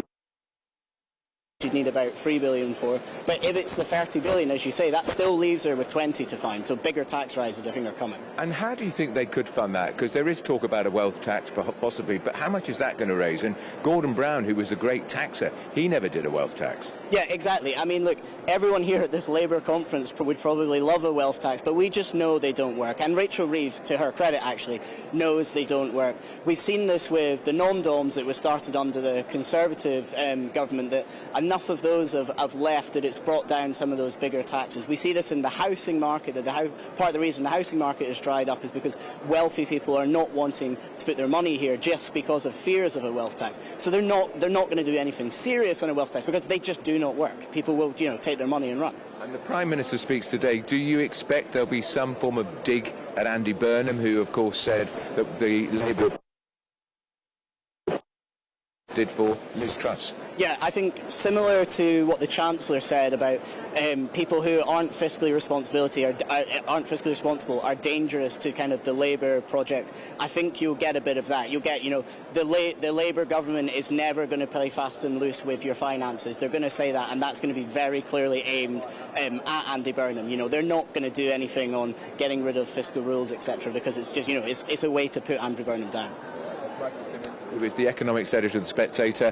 Back to you, and of course, Andy Burnham is, according to one poll, twice as popular with Labour members and activists than Keir Starmer. He's got such a lot to do in that speech today, hasn't he?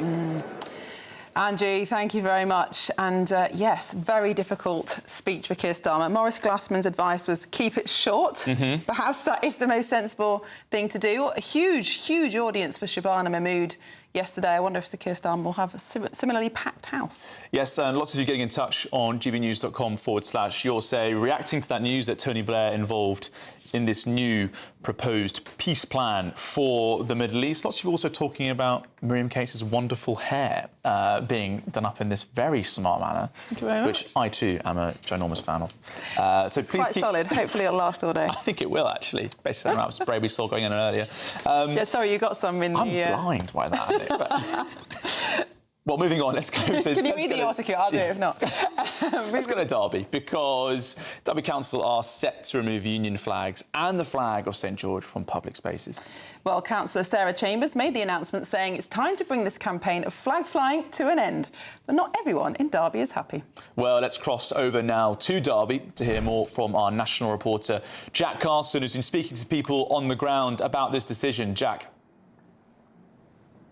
Yeah, well, the flags behind me still survive after Derby City Council said from yesterday they were going to start removing these St George's flags and Union flags that have been put up on lampposts like those behind me, on bridges, all around parts of Derby. It's a change in the stance from a month or two ago when they had said they had no plans at that time to remove them. But Councillor Sarah Chambers saying that she understood the pride that people feel in those flags flags flying on the lamppost, but the Derby City Council had taken the decision to exercise their discretionary legal powers to remove flags and bunting from street furniture, and said it's time to bring this campaign of flag flying to an end so they can begin to clear them, they say, for more seasonal and commemorative events in the future. But the leader on Derbyshire County Council, who was won by Reform back in the May elections, has called this extremely disappointing. And in fact, people here in the area have called it, to me, unpatriotic. Take a listen to the people I've spoken to. St George's flag is for the country. It's what our forefathers fought and died for. It's not offensive. Other flags can be flown. I don't see why they should do it. Seems to me, a way of us saying, look, we're all together. We're not a racist community, yeah, I think it's a good thing. But it was inevitable that at some stage they were going to take them down. But I think the government needs to listen on what the whole country's saying on what they want to do. So yeah, it's good that all the the flags are up and we're all sort of sticking together. And so you can hear from those people there is a sense that these flags have brought a sense of pride and actually joy at driving around and seeing them. I know from speaking to somebody around Derby who's been putting up some flags in a different area, he's told me that they are essentially on watch to see where and when the council are starting to come and take these flags down, as they said they would in future. People, if they want to fly them on the kind of the public street furniture, would have to apply for those standard permissions. Otherwise, the council have the legal powers to come and take them down again. But after Councillor Sarah Chambers made the announcement last week that the new changes would be brought into effect from this week from Derby City Council's position, it was confirmed by a spokeswoman for Derbyshire Police yesterday that there was an alleged incident which occurred on Monday, the 22nd of September. Alleged rape threats shouted from a car at that councillor. Investigations are underway, Derbyshire Police say, into that incident that was reported by Councillor Chambers after she made that decision. And as the council go round the city now to start taking down those flags, people here, as you heard there, feel that it's unpatriotic, but the flags here in Chaddeston where I am still fly high for the moment. Thank you, Jack Carson. They're live in Derby. It seems like a very active and in some cases quite disturbing debate going on over there with that issue. But Miriam will be going back to the Labour Party conference shortly. We've just been hearing from the Northern Ireland Secretary, Hilary Benn, saying that the European Convention of Human Rights absolutely must not be scrapped, that reform's plan on it is wrong and reckless. That comes after Maurice Glasman at the conference telling GBNews that Sir Keir Starmer's speech should be short and he should commit to scrapping the ECHR. Lots of splits in that party, Miriam. It seems clear that they have been told to take a change of tack in their dealings with reform. It's a marked difference to a few days ago. Well, we will be going back to the Labour Party conference as the Health Secretary, Wes Streeting, has appeared to suggest that Nigel Farage is racist. I don't have a window into Nigel's soul, but I did see the leaflet that Reform put out in a by-election in Scotland that basically said that Anas Sarwar would prioritise the interests of the Pakistani community. I thought that was a racist leaflet. Well, looking forward to the Reform reaction to that. It's going to be a stark debate here, Miriam. It really will. We had Zia Youssef on the programme yesterday criticising what had already been said about Reform. Well, they've got lots more material now. Well, don't go anywhere. You're watching it, Britain's Newsroom on GB News.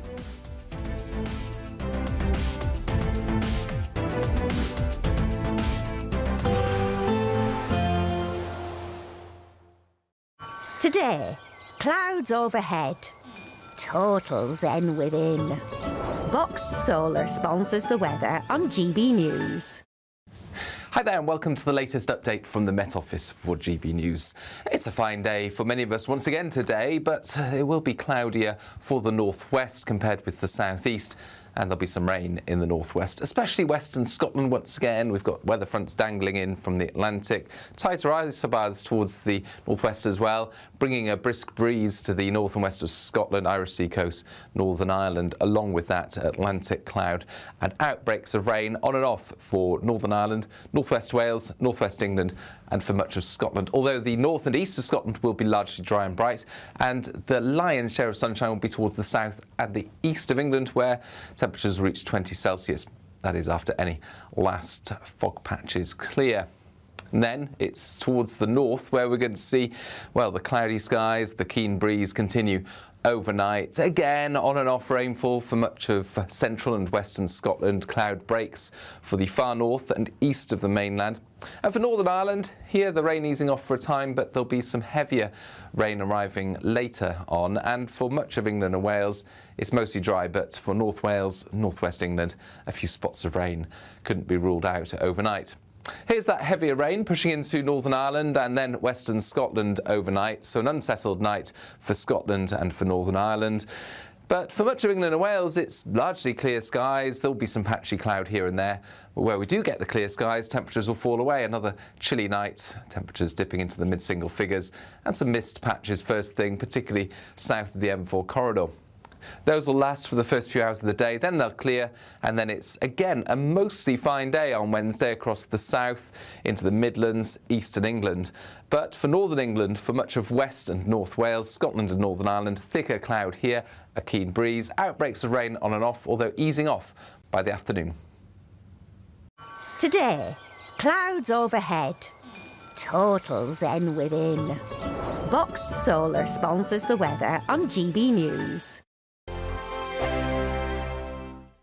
You could bank an incredible £30,000 in tax-free cash to spend however you like. And if that wasn't enough, you'll also get to drive away in this brand new motorhome. This brand new 2025 Benimar Primero could be yours. It comes with all the mod cons you'd expect from a vehicle worth over £74,000 and comfortably sleeps 4 people. This prize package is worth over £104,000. For another chance to win, text WIN to 63225. One entry costs £2.50 plus one standard network rate message. Or text bonus to 63225. 5 entries cost £5 plus one standard network rate message. Go to gbnews.com/win. Entries start at £2.50. Call 0903 686 3232. Calls cost £2.50 plus your network access charge. Or post your name and number to GB16 PO Box 8690 Derby DE1 9TT. UK only. Entrance must be 18 or over. Lines close at 4 p.m. on the 31st of October. Please check the closing time if listening or watching on demand.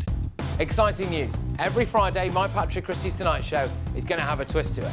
We're welcoming some special guests. You. That's right, on Fridays I'm going to be doing my show in front of a live studio audience because this show is about you and what you have to say. It's going to be the same big debates, same big topics, same big opinions, but every Friday night at 9 p.m. you are invited to come on down to Patrick Christie's Tonight to be a part of the action. Only on GB News, the People's Channel, Britain's news channel. Hi, I'm Michelle Dewberry and my show is your opportunity to cut through all the noise and dive in headfirst to some robust debates. Ideas clash. Situation, isn't it? No, because the failure is you're deliberately avoiding my point. Nothing's held back. And if you think this is the end of it, wait for more. And we do not shy away from the difficult stuff. Sometimes I want to shake people and say, if only you understood. So join me on Jubes and Co weeknights at 6 p.m. only on GB News, Britain's news channel. Join me, Nana Akwe, for an informative, interactive news programme with a difference. It's fun. No, he didn't say that, Dave. I'm so surprised. I think there's an element of truth to that. Join me from 3 p.m. every weekend, only on GB News, Britain's news channel. In the GB Newsroom, we bring you the news as it happens. With our team of dedicated journalists across the UK. We're ready to keep you up to date with what's happening every half an hour, every single day. Bulletins here on GB News, the People's Channel, Britain's news channel. Britain was once the envy of the world. But look around. A nation that no longer knows what it is or where it's going. A country that's broken. How do we fix Britain? How do we bring it back? Friday night with Matt Goodwin at 8 p.m. only on GB News.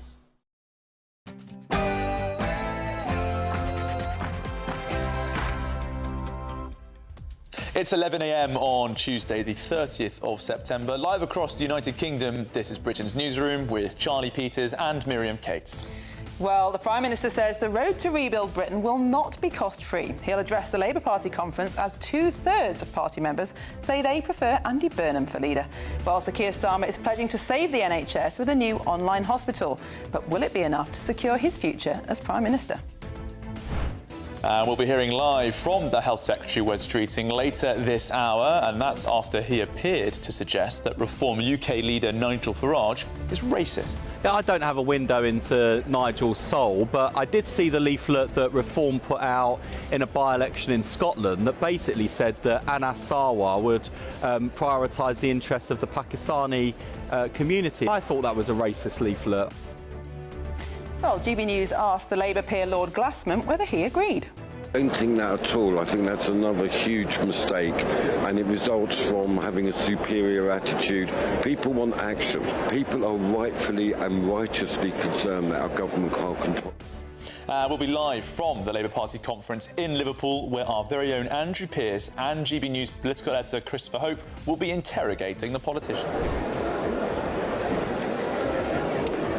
And I'm going to be talking to a Tony Blair advisor who also advised Keir Starmer. I'm going to be asking him, does he agree with the idea floated by Donald Trump that Blair should run Gaza? And major blow for workers at the Lindsay Oil Refinery. 134 of them sacked after a 12-hour shift this morning. Big problems up in Grimsby. We'll be talking to members of the Unite Union shortly. And world leaders have rallied around President Donald Trump's plan to take over the running of Gaza with the help of none other than former British Prime Minister Sir Tony Blair.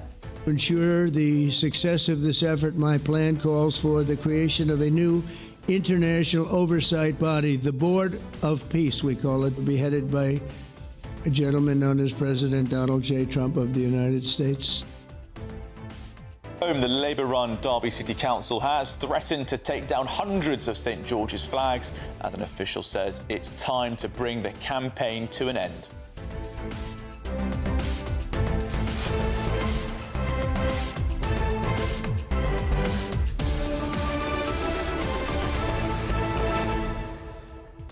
Well, we've yet to hear a response from the Reform Party to this attack going on this morning. We heard it from Wes Streeting that the party had engaged in some racist campaigning by referring to Anas Sarwar engaging in prioritising Pakistanis in that election. Really a stark attack coming from Labour front benches, clearly going on the strike when it comes with Reform UK, Miriam. It'll be very interesting to see how Sir Keir Starmer pitches his major speech. Of course, not long ago, since he was sharing people's understanding of immigration, saying that he felt that we were becoming an island of strangers. Well, he quickly backtracked, saying he didn't write those words and regretted saying them. What will be the line that he takes today? He said he was distracted, he didn't write them, he barely read them, he just sort of read them out. I hope he's read his speech today, so he doesn't backtrack on it a couple of months later. But we'd love to know what you think. What should the Prime Minister, Sir Keir Starmer, say today? Maurice Glasman, the Labour peer, told us that he should keep it short and rule out staying in the ECHR. What do you think? GBNews.com/your say. First of all, here's the news with Tatiana Sanchez.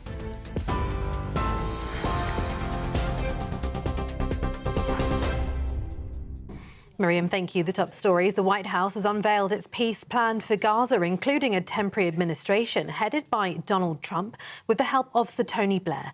The 20-point plan was released by the US government just minutes before Mr Trump and Benjamin Netanyahu, the Israeli Prime Minister, held a joint news conference last night. Sir Keir Starmer has welcomed the plan for peace in Gaza and called on Hamas to agree to it. Since then, Hamas negotiations are said to be reviewing Donald Trump's plan in good faith. The plan states that if the fighting ends, Gaza will be placed under the control of a transitional government headed by Mr Trump and others, including former British Prime Minister Sir Tony. The president described him as a good man, while the ex-Labour leader commended the bold plan. To ensure the success of this effort, my plan calls for the creation of a new international oversight body, the Board of Peace, we call it, will be headed by a gentleman known as President Donald J. Trump of the United States. And one of the people that wants to be on the board is the UK former Prime Minister Tony Blair. It's the third day of Labour's annual party conference in Liverpool, and the Prime Minister will take to the stage later today, where he's set to say that British people stand at a fork in the road as he outlines his visions for the future. Sir Keir Starmer is expected to spell out what he sees as the stark difference between Labour's vision for the UK and that of Reform UK. He'll argue that his is a hard path, but one of renewal and decency, set against an alternative that he portrays as decline and division. That route is one he's suggested belongs to Nigel Farage's Reform UK party, which is attracting significant numbers of former Labour voters and whose deportation policy Sir Keir branded racist at the start of the conference. The Prime Minister is set to announce an NHS online hospital service to be launched in England within 2 years to help cut waiting times. Sir Keir Starmer will tell the Labour Party conference a new world is coming as he sets out plans for the digital service. The platform will allow patients to access prescriptions, book scans and tests, receive clinical advice and manage appointments through the NHS app. Labour claim the initiative will provide up to 8.5 million extra NHS appointments in the first 3 years. Health Secretary Wes Streeting spoke to GBNews.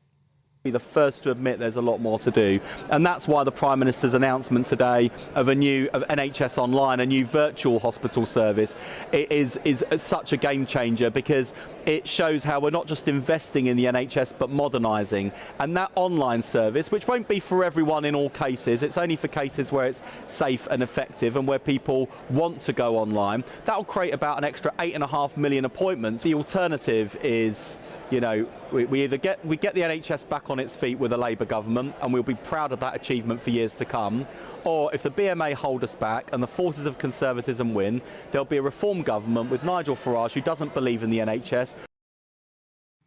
Meanwhile, Wes Streeting will announce a £500 million package to help boost pay and improve conditions for care workers. The Fair Pay Agreement will establish a new negotiating body that brings together social care employers and trade unions in England. The Health Secretary will tell the Labour Party's conference in Liverpool that poverty pay will no longer be tolerated in social care. Labour says the initial investment in the agreement will mean that by 2028, care workers will expect to see a boost in their yearly wages. US federal prosecutors urged a judge today to sentence Sean Diddy Combs to more than 11 years in prison this week following the hip-hop mogul's conviction on prostitution-related charges. The prosecutors sought at least 135 months imprisonment and asked the court to fine Combs $500,000, according to the court filing US district judge. He's due to be sentenced on Friday.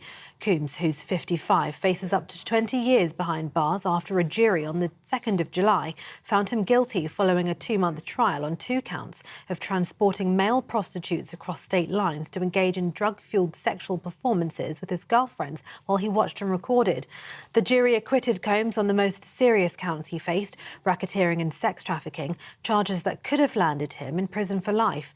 Combs pleaded not guilty to all charges and is expected to appeal his conviction. Dozens of students are feared to be still buried under the rubble of a collapsed school building in Indonesia. Rescuers are running oxygen to those under the debris and working desperately to free any survivors trapped in the unstable concrete leftovers of the school in East Java more than 12 hours after the structure fell. A 13-year-old boy is among 3 confirmed to have died when the Islamic boarding school suddenly collapsed yesterday. Officials say 101 others were taken to hospitals, some of them with critical injuries.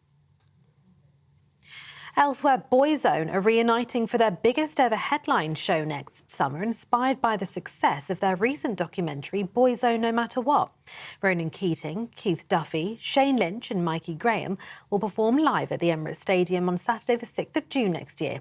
It'll be the first time they've performed together since 2019 and will be their largest show of their entire career anywhere in the world. In January, a 3-part documentary celebrated their success, as well as revealing the dark side of being in a boy band in the 1990s. And Hollywood actress Nicole Kidman is reportedly split from her husband of 19 years, Keith Urban. The couple share 2 children, Sunday Rose, 17, and Faith Margaret, 14. The reason for the split remains unclear.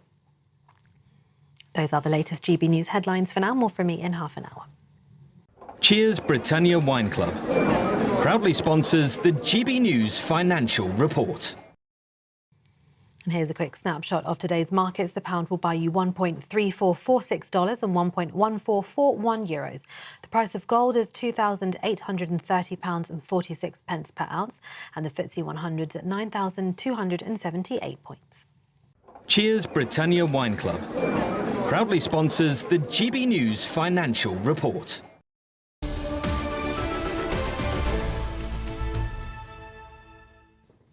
Welcome back. It's 10 minutes past 11. You're watching Britain's Newsroom with Charlie Peters and Miriam Cates. Well, let's cross straight back to the Labour conference in Liverpool, where GB News presenter Andrew Pearce is joined by Peter Hyman, former strategist for Sir Keir Starmer, and former Prime Minister Sir Tony Blair. Peter Hyman, good morning. We've known each other for many years. You worked for Blair in Number 10, I think, for 5-6 years.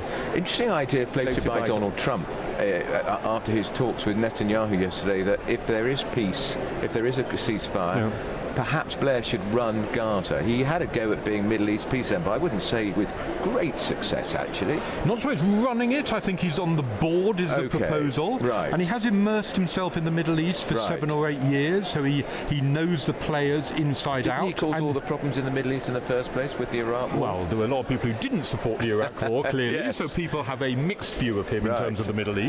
But he is someone who's got the trust of a lot of the different players involved, and as one of the members of the board, it seems like quite a smart idea. Right, now you work for Blair, you also work for Keir Starmer in opposition. You chose not to go into government. I have to ask you the question, Peter, what's gone wrong for this government? What's gone wrong for Keir Starmer? Look at his poll ratings, they are dire. First year has not been the best. There have been a few self-inflicted sort of errors, but there's also been some good stuff, mostly under the radar, stuff that actually hasn't been championed enough, like the waiting list coming down, like the beginning of house building, like some more security at work for a lot of people. So the question now is, can he build it into a narrative that's really compelling for the country? I'm glad you used the word narrative, because that is one of my big criticisms of this government. What is the narrative? What does this government stand for? What is its ethos? We knew what Thatcherism was, we knew what Blairism was. He said he was very proud to say there's no Keirism or Starmerism. He's not. But I haven't got a clue what this government's about. Well, so I'd take it in two parts. I think he started out last year saying, look, it's about being back in service of working people. And you can say, well, what does that mean? What it means is the country wasn't working for working people. It was working for a small elite. So how do you make the health service work for patients better? Solve crime in people's communities?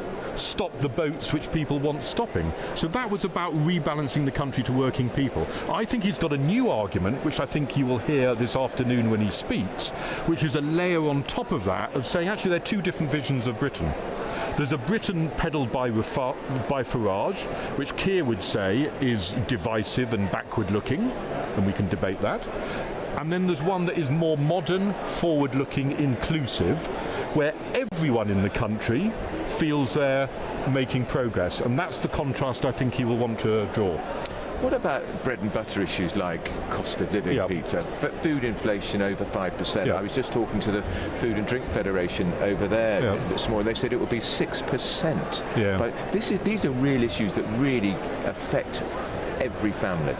There are cost of living, there's energy costs, there's all the costs that you're talking about. And there's housing costs. And you can argue this government is increasing people's energy costs because of the rush to net zero. Well, the rush to, no. Over time, that is going to cut bills dramatically. And not in the short term. Well, in the short term, we've got to get that right. And in the short term, the government's got to deal with prices. And the cost of living, I think, needs even more focus. The trouble is the inheritance was so difficult, there's not actually a lot of money to play with. And that's what's frustrating people.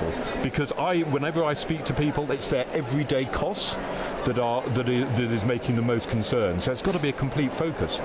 But some decisions taken by this government, I would argue, have made that cost of living problem worse. National insurance on employers passed on directly. If you talk to retailers, they had to pass the cost on to shoppers. Well, that's not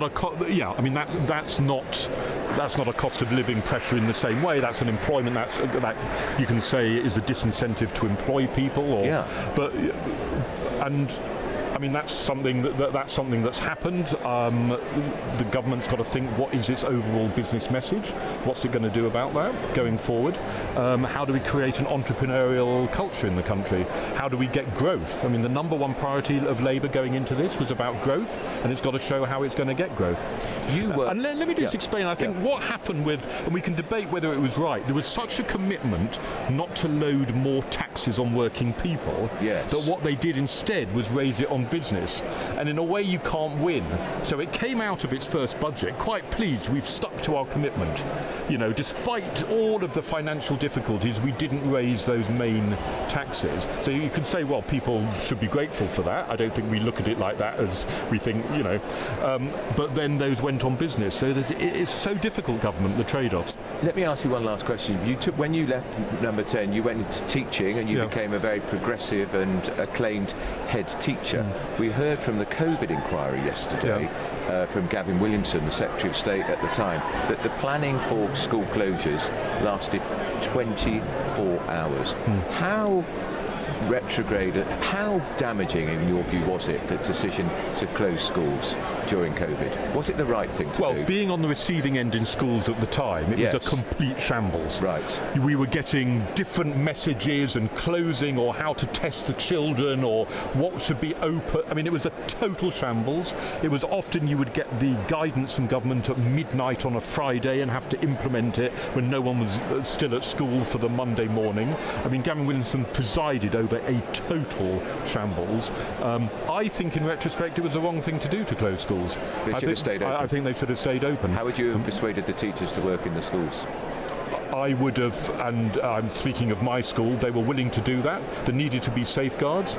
The vulnerable teachers you needed to protect. So what you would have done with your staff is say, look, those who are genuinely vulnerable, we will find a way of you doing work from home, but we'll cover your lessons in school. So, you know, it needed to be done in a proper way, but I think it was possible, and I certainly think at our school it was possible to keep the schools open and have children come into school. But total shambles. Total shambles it was. Peter Hyman, former advisor to both Blair and Keir Starmer, who was a head teacher during that COVID time, and that was a really extraordinary story, came out of the COVID inquiry. 24 hours notice, that was the planning before they just took that major decision to close our schools. Peter Hyman, thank you for coming on. His debut on GB News, and I hope it won't be his last appearance on GB News. I hope not. I hope not too. Back to you in the studio. Thank you, Andrew. Thank you, Andrew. Let's return to that breaking news. GB News understands that a third of the workers at the Lindsay Oil Refinery near Grimsby have been told they are being made redundant this morning. Well, our political editor, Christopher Hope, has the story. He joins us now from Liverpool. Chris, this is devastating news for the Labour Party conference, of course. This news coming in as they're trying to put forward more of a stance on their economic reforms. That's right, we can confirm 125 jobs going this morning at the Lindsay Oil Refinery. These workers sacked after a 12-hour overnight shift. The remainder 280 could go in January. Absolutely devastating. You might wonder why a Labour government can't preserve these really important manufacturing jobs up in Grimsby, an area devastated by the decline of fishing. With me, I have two of those workers from the plant, Dave Smith and James Dalgetty. Dave Smith, you've got friends who've lost jobs. Yes, so we've woken up this morning and many of my friends and colleagues have been served notice of redundancy, 125 people, 125 families that are now worrying about how they're going to pay their mortgages, pay their bills, and right before Christmas as well. And they found out on the back end of a 12-hour shift, they're separated out, you go in that room, you go in that room, and the ones in a certain room were fired. Exactly, yes. So the shift that was on last night were told to stay behind this morning, split into two different rooms, and then they found out their fate, which is really inhumane, and the mental health and well-being of the staff for the last 3 months has been abhorrent. It's not been great. And it's more than that, it's families, it's earners, these are high-quality jobs being lost here. And why does this refinery matter to the UK? It's part of the overall fuel security of the UK, and we don't have fuel security in this country. We rely massively on imports, and we're going to now continue importing from the likes of India and Turkey, and they refine Russian crude oil, so we are now inadvertently fueling the Russian war machine. So major concerns here, because the company that owns the plant is in liquidation or administration. That's what's happened to you. You're trying to support and help find a new buyer. We know there are full site bids still on the table. They are still interested. They still want to buy the site. Obviously, we feel that they've been restricted and not given a fair chance. And James Dalgetty, you've got issues here with Ed Miliband, the Climate Change Secretary. Yes, I'd just like to speak briefly on behalf of the National Oil Refinery and Terminals Committee. We'd like to call for the resignation of Ed Miliband and Michael Shanks on the way that the Labour Party have dealt with Grangemouth and Lindsay Oil Refinery. And just finally to you, Sharon Graham, you're the General Secretary of Unite. Why can't a Labour government save quality manufacturing jobs in an area like Lincolnshire that needs them? Well, look, this is why people are moving away from Labour in droves. You have workers here, you can hear, these are the real life stories. You've essentially got 2 refineries in less than a year under Labour's watch, which are now going to close. What is going on? Where is the money to invest in Britain and British jobs? We need fuel. Why are we importing fuel that we can make here? Do you blame Ed Miliband personally? Do you think he should resign? Is it all about the net zero idea that's going wrong for our industries? Well, look, our members haven't got an issue with net zero itself. What we have an issue with is the fact that actually on the move to net zero, workers aren't being considered at all. You can't let go of one rope before you've got hold of another. There's no point stopping drilling in the North Sea if we haven't got a plan for how we're going to have that green fuel. We could be the biggest producers of green fuel in Britain. Why are we shutting these refineries down? So finally, the government should step in and do something to save this plant and preserve the other 280 jobs that could go by January. What needs to happen now is we need to have a proper coordinated industrial strategy. There's no point doing something really good in one area but not having a plan for the other areas. What Labour need to do is to get the money into the economy so we can save these jobs. Workers will move away from Labour unless they do. Sharon Graham, thank you, and also to you both, James Dalgetty and Dave Smith. Thank you both for joining us. There you have it, a disaster here for the manufacturing sector on the day when Keir Starmer speaks to members and officials later here at the Labour Party conference. Well, Chris Hope, thank you very much. And the Prime Minister is, of course, expected to say in his speech this afternoon that a better Britain will not be cost-free. So do you think this will mean higher taxes? Well, let's now hear from the director at the Institute for Fiscal Studies, Ben Zaranko. Ben, thank you so much for joining us this morning. What's your answer to that question, then? Do you think that higher taxes are coming? I think that's definitely one interpretation of what the Prime Minister has said, and I think it's generally expected that this budget will be another tax-raising budget. I think the bigger question is how big, which taxes, will it be consistent with Labour's manifesto promises? I think that given the pressures from higher interest rates, from a disappointing growth outlook, from a deterioration in the global trading environment, it seems likely the Chancellor will have a fiscal repair job on her hands. We've seen it's been tricky to get spending cuts through Parliament. That leaves tax rises probably as the likely lever. And I think now it's more about the details than the if. And how big do you think the size of the so-called black hole is? Because we've seen the OBR downrate their productivity forecast, which of course increases the gap between what the government expects to get in and expects to spend. Some people are saying that's adding another £20 billion to the black hole. What do you think is the kind of size of money that we're talking about the Chancellor has to raise?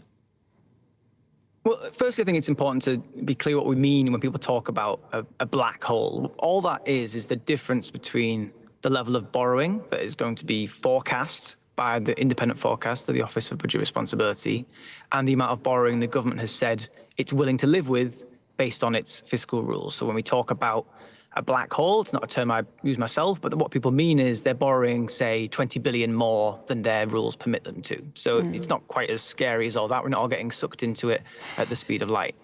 But in terms of the scale of it, it really depends on precisely where the OBR judge the economy is going to be in a few years' time. It's very sensitive to their judgment about the potential for productivity growth, what's going to happen to labour supply in the economy, what's going to happen to interest rates. Generally, I think expectations are that things might have got worse by 20 to 30 billion or so since the spring. That's a big, chunky sum of money. That's not the sort of money you can find by fiddling around with small taxes here and there, a little bit from gambling companies here, a little bit from particular companies on the other side. You're going to have to think bigger than that if you're going to be raising 25, 30 billion as Chancellor. But one of the things that households are struggling with at the moment is inflation. We've been talking about food inflation. Today, retail are reporting that shop prices are rising at the fastest rate in 18 months. If the Chancellor were to raise the level of VAT, which she hasn't ruled out, would that not just make the inflationary crisis even worse? Right. Some taxes absolutely would feed directly into prices and therefore would show up in higher inflation. VAT is one of those. Also things like fuel duties or tobacco duties or alcohol duties. Those things all matter as well. Now, if you were to put some money on VAT, that would push up inflation for 1 year, then it would fall back out of inflation again. The question is, how would the Bank of England deal with that, given that inflation's already almost twice as high as the target rate? Might they feel under pressure, therefore, to increase interest rates or hold them higher to offset that? But there are other taxes that might act in the opposite direction. If you were to raise taxes, there's less spending going on in the economy, that might take the ease off some of that inflationary pressure, might even allow for lower interest rates. So it really depends on the details here. I don't think we can broad brush just say taxes would be inflationary. OK, Ben Zaranko, Director at the Institute for Fiscal Studies, thanks so much for your time this morning. And before we were talking to Ben, we were at Liverpool Party Conference, the Labour Party Conference in Liverpool, where we had an update on job losses at the Lindsay Oil Refinery. We've now heard from a spokeswoman for the Insolvency Service who has said that the decision to make 125 employees at that refinery redundant was not taken lightly and follows a thorough review of all aspects of the business following its insolvency. Well, still ahead, we'll be crossing back to the Labour Party conference, but up next... It would be easy to dismiss this as nothing but an angry minority, heirs to the skinheads and the bashers of old. We'll be discussing those comments from the Home Secretary. This is Britain's Newsroom, Britain's favourite morning show, only on GB News.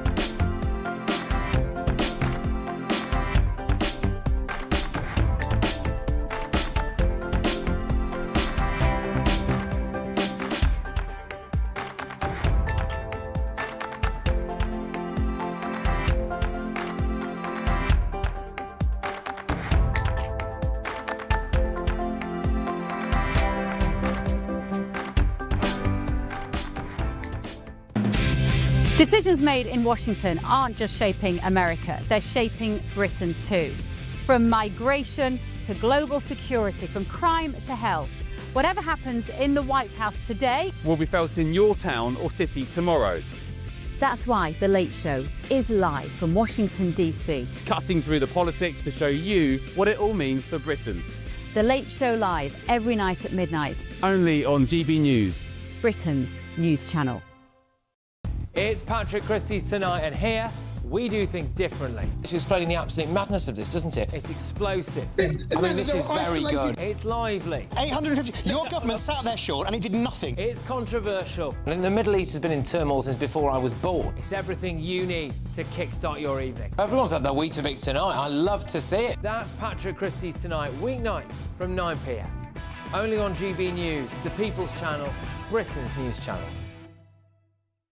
Hi, I'm Michelle Dewberry, and my show is your opportunity to cut through all the noise and dive in headfirst to some robust debates. Ideas clash. Situation, No, Because the failure is... You're deliberately avoiding my point. Nothing's held back. And if you think this is the end of it, wait for more. And we do not shy away from the difficult stuff. Sometimes I want to shake people and say, if only you understood. So join me on Dubes & Co. weeknights at 6 p.m, only on GB News, Britain's news channel.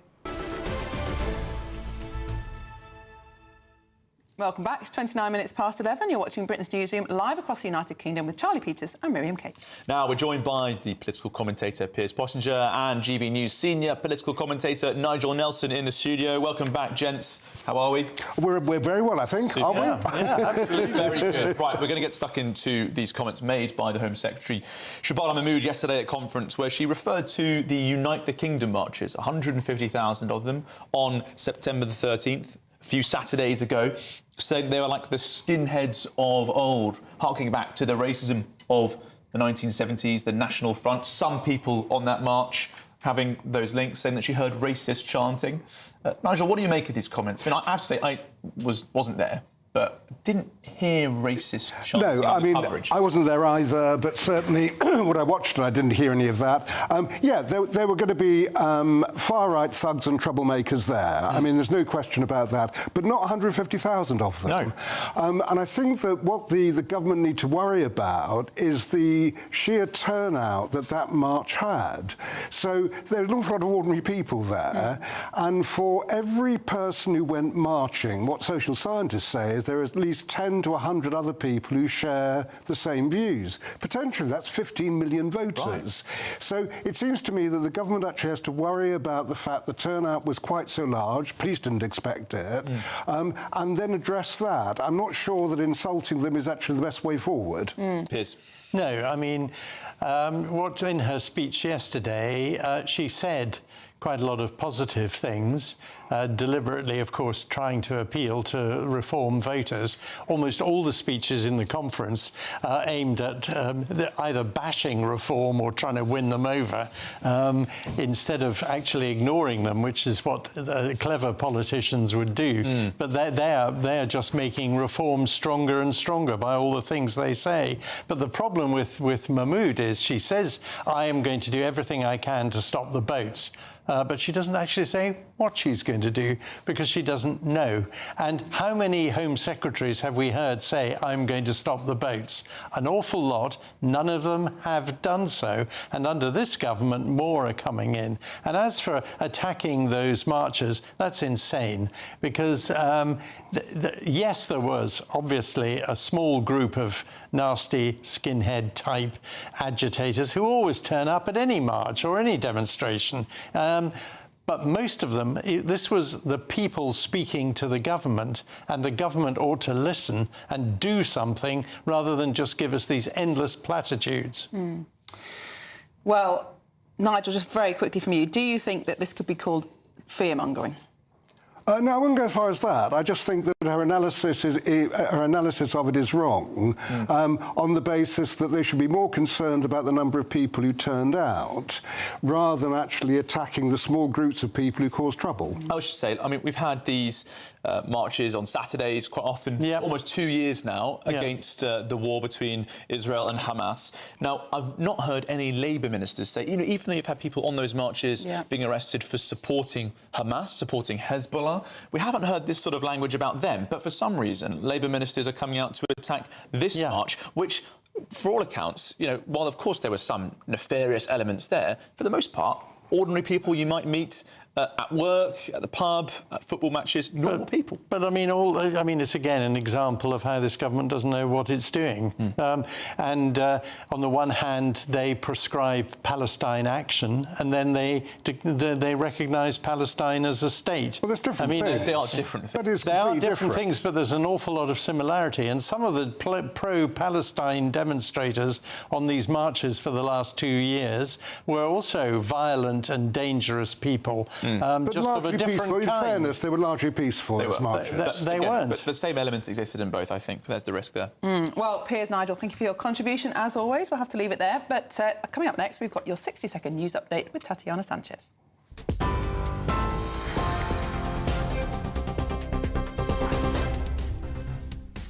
Miriam, thank you very much. The top stories: the White House has unveiled its peace plan for Gaza, including a temporary administration headed up by Donald Trump with the help of Sir Tony Blair.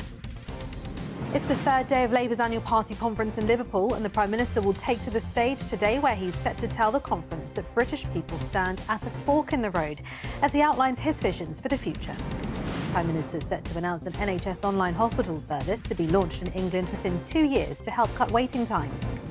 That's as Wes Streeting will announce a £500 million package to help boost pay and improve conditions for care workers. US federal prosecutors urged a judge today to sentence Sean Diddy Combs to more than 11 years in prison this week, following the hip-hop mogul's conviction on prostitution-related charges. Those are the latest GB News headlines. For now, more news from me in half an hour. For all the latest from GB News whilst you're on the go, get the GB News app. Scan the QR code now to download or visit gbnews.com/app.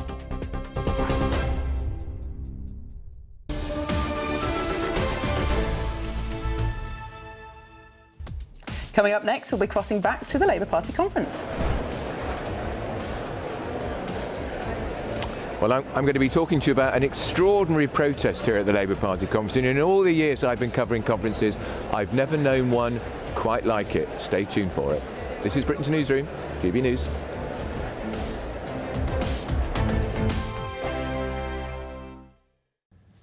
Hi there and welcome to the latest update from the Met Office for GB News. It's a fine day for many of us once again today, but it will be cloudier for the northwest compared with the southeast. And there'll be some rain in the northwest, especially western Scotland once again. We've got weather fronts dangling in from the Atlantic. Tighter isobars towards the northwest as well, bringing a brisk breeze to the north and west of Scotland, Irish Sea coast, Northern Ireland, along with that Atlantic cloud. And outbreaks of rain on and off for Northern Ireland, northwest Wales, northwest England, and for much of Scotland. Although the north and east of Scotland will be largely dry and bright, and the lion's share of sunshine will be towards the south and the east of England, where temperatures reach 20 Celsius. That is after any last fog patches clear. And then it's towards the north where we're going to see, well, the cloudy skies, the keen breeze continue overnight. Again, on and off rainfall for much of central and western Scotland. Cloud breaks for the far north and east of the mainland. And for Northern Ireland, here the rain easing off for a time, but there'll be some heavier rain arriving later on. And for much of England and Wales, it's mostly dry, but for North Wales, northwest England, a few spots of rain couldn't be ruled out overnight.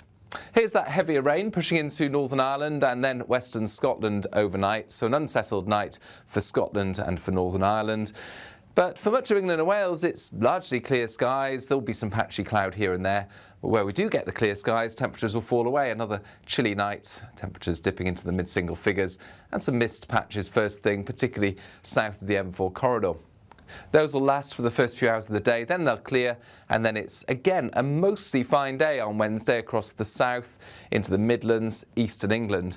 But for northern England, for much of West and North Wales, Scotland and Northern Ireland, thicker cloud here, a keen breeze, outbreaks of rain on and off, although easing off by the afternoon. Mornings don't have to be tiresome, especially if you have the right company.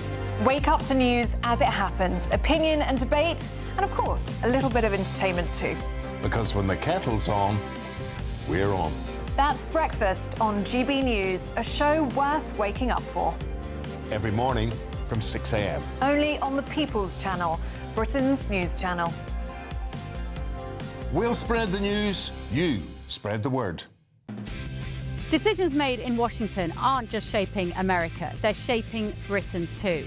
From migration to global security, from crime to health. Whatever happens in the White House today will be felt in your town or city tomorrow. That's why The Late Show is live from Washington, D.C. Cutting through the politics to show you what it all means for Britain.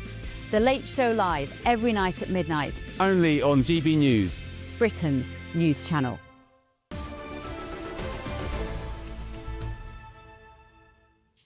Welcome back. It's 22 minutes to 12 and this is Britain's Newsroom on GB News with Charlie Peters and Miriam Cates. Well, let's go back to Labour Party conference and join the GB News presenter Andrew Pearce, who's also joined by our GB News Deputy Political Editor Tom Harwood.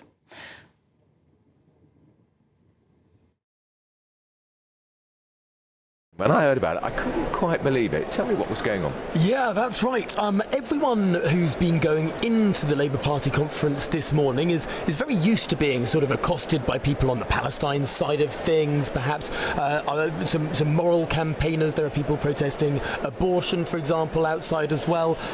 But today, the entire entrance was covered with dozens and dozens of school children. Yeah. I went and took the camera there to ask them what was going on. Now, of course, outside the Labour Party conference, you get campaigners accosting you for all different causes, handing you leaflets, handing you stickers. But today, these campaigners are a little bit smaller than you might expect. School children from 6 local schools are coming out here to campaign for... What are you campaigning for? Free school meals for all! And you've got stickers and leaflets that are being given to delegates. What does that sticker say? Free school meals for all! Free school meals for all. Now, this is a programme put on by schools together, 6 of them in the local area. I wonder if we can have a chat. Sorry, I'm teacher. What's your name? Marie Beale. Marie, thank you so much. Why did the schools decide to bring children to campaign here today? The children feel this is a really important issue, that everybody should be able to eat and to feel able to access school dinners and to learn. So they are really motivated to bring that before government and try and change. We said London and Wales have free school meals for all, so why don't Liverpool?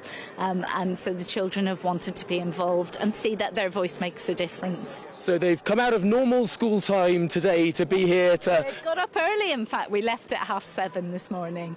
Yeah. Are there any concerns about missing a school day, part of a school day for something like this? We feel it's very important, like all school trips and events, so we'll catch them up on what they've missed this morning, and they'll have learned so much more to bring back to the other pupils. Is there any concern about political impartiality, the statutory duty on schools to not push particular political ideas, ideologies, programmes? Yeah, we feel this is a universal campaign, regardless of the political stance of the parties. We feel that this is something that all parties could get behind, so we don't have a concern about that at the moment.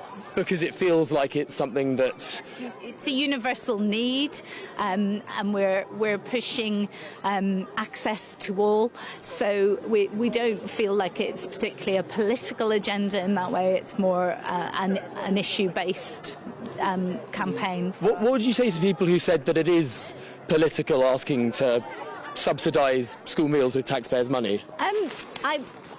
I think I would say to them that we've considered that, and we feel that the children have driven us down this route, and that it's really important to listen to their voice. OK, well, thank you so much for speaking to us. Thank you for my stickers as well. And can I have a leaflet, please? Thank you very much indeed, where I'm being invited to join the campaign. Why are children in England still waiting? No matter what's happening in the country, no child should be hungry at school. That's the political campaign here outside the Labour Party conference. Unbelievable, Tom. All the years I've been coming, I've never seen children used as a political tool. This was a school trip for a political campaign. Absolutely. It's all set up by the National Education Union. That's the campaign who printed the leaflets, a very left-wing group. Yeah. I think some people have a right to ask, is this going against the statutory duty that schools have to be impartial and apolitical? These are children that have been bussed in by their schools. I spoke to the deputy head teacher there, sending children to the Labour Party conference to campaign for left-wing policies. Absolutely astonishing. I wonder what you think at home about that. That's Tom Harwood with a really important story. I saw those children, and I did wonder what are they up to. Anyway, now we know. Let's cross to GBNews political correspondent Catherine Forster, who is out and about in the conference hall. Yes, Well, back in Liverpool, getting very busy here now. We'll be hearing from the Health Secretary, Wes Streeting, speaking in the hall in the next 10 minutes or so. He will be talking about online hospital. They say that basically tech can help to save the NHS, that tech can mean that they will be able in the coming years to deliver an extra 8.5 million appointments and consultations, which should, of course, slash those still stubbornly high waiting lists. But look, the big event today, of course, the Prime Minister speaking this afternoon, and my goodness, what a mountain he has to climb, given that his poll ratings are terrible, the least popular Prime Minister apparently since at least 1977, not popular among many Labour members who think that he is not left-wing enough.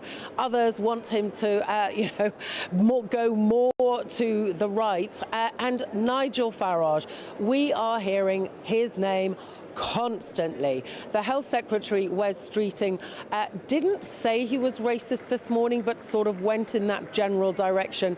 And Darren Jones, who's right-hand man of the Prime Minister, making comparisons between Nigel Farage and Andrew Tate. But look, the Prime Minister does need to convince people and members here that he has got a plan to make people better off and to turn the country around. Otherwise, of course, the moves that we do hear about to remove him may gather pace, particularly next May if they have bad local election results, which at the moment looks highly likely. Catherine Forster, just saying that the Chief Secretary to the Treasury, Darren Jones, had made a comparison between Nigel Farage and Andrew Tate. He's described them both as snake oil salesmen and that they are in similar categories. It's clear, isn't it, that these Labour ministers have been given a new briefing, go heavy on the attack at Nigel Farage. Some may think it's fair game to criticise that advert, that political campaign in Scotland with Anna Sawar. But to compare Nigel Farage to a self-proclaimed misogynist, this is a much sterner and stronger step from Darren Jones. Yes, sorry, the line's breaking up. I couldn't hear you very well. But clearly they've decided that they are going to go on the attack, and big time. I think there is a real risk, of course, that could backfire, because at the moment about a third of voters would vote for reform in a general election. And the risk is that people who are currently supportive of reform may feel that they're being tarred with that racist brush. So I think it's a dangerous game to play. But look, they feel that they're facing an existential threat. They're going to say there's a fork in the road, a choice between decency and division. They will paint reform as absolutely the enemy. But at the moment, what they need to do is deliver. And if they don't deliver, I think they've got no hope of winning the next election. People want to see change. They voted for change. They don't feel like they've had it. Catherine Forster from the Labour Party conference, thank you very much. There's definitely been a memo sent round, Charlie, hasn't there? There absolutely is. And I wonder if we'll hear more from the Health Secretary, Wes Streeting, shortly. Will those Labour attacks on reform continue? Stay with us here on Britain's Newsroom, only on GB News. Welcome back to Britain's Newsroom with Andrew and Beth. Hello everyone, Patrick Christie is here. I'm Michelle Duke, Britain's News Channel. News Channel. Access the stories that matter to you. Take the GB News family with you on any device. And as long as you have an internet connection. Tune in to GB News, anywhere on the planet or beyond. GB News, the People's Channel, Britain's News Channel. Britain was once the envy of the world. But look around. A nation that no longer knows what it is or where it's going. A country that's broken. How do we fix Britain? How do we bring it back? Friday night with Matt Goodwin at 8 p.m, only on GB News. Exciting news. Every Friday, my Patrick Christie's Tonight Show is going to have a twist to it. We're welcoming some special guests. You. That's right, on Fridays I'm going to be doing my show in front of a live studio audience, because this show is about of giants. What Bevan and Attlee did in the aftermath of war was an act of courage as well as conviction.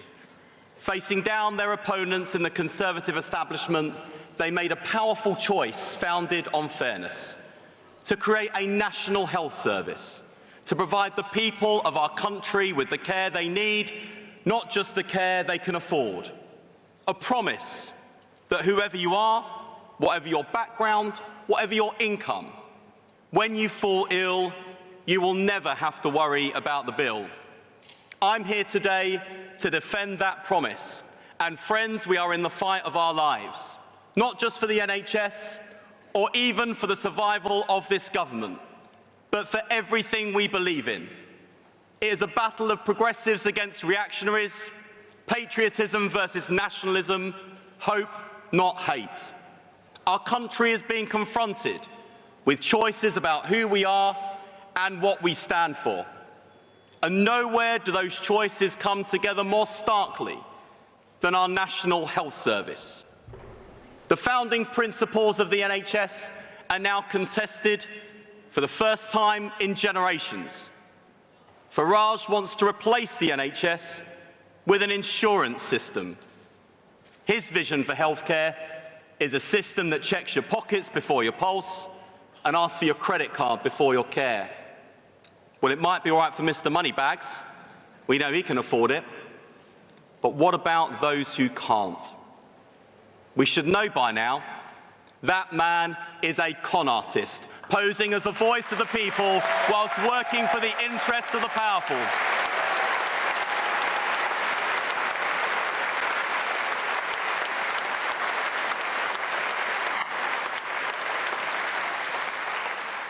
And be in no doubt, it's not reform he's offering, it's retreat. He says we can't afford in this century the National Health Service we could afford in the last. Well, if that's the fight Farage wants, I say bring it on.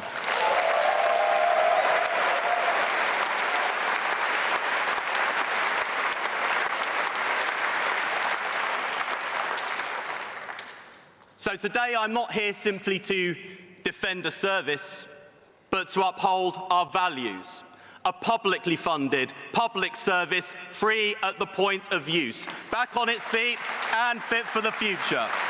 Those are Labour's values, those are Britain's values, and this is a fight we will win.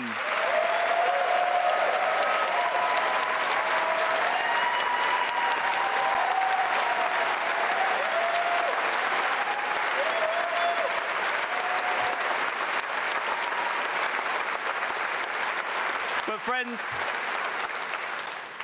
we must win another fight too, one against the poison of post-truth politics.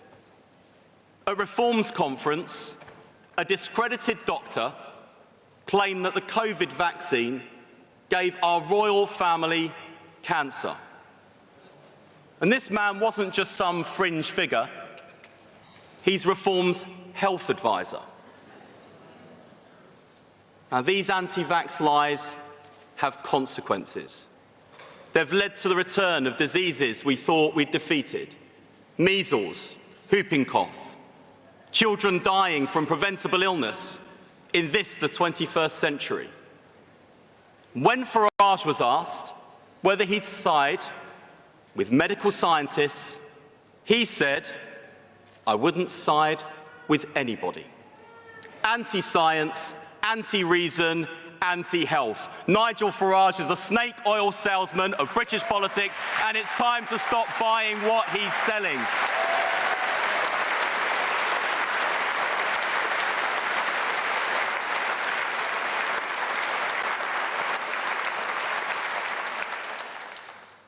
But it's not just the NHS he's coming for, it's the people who make the NHS.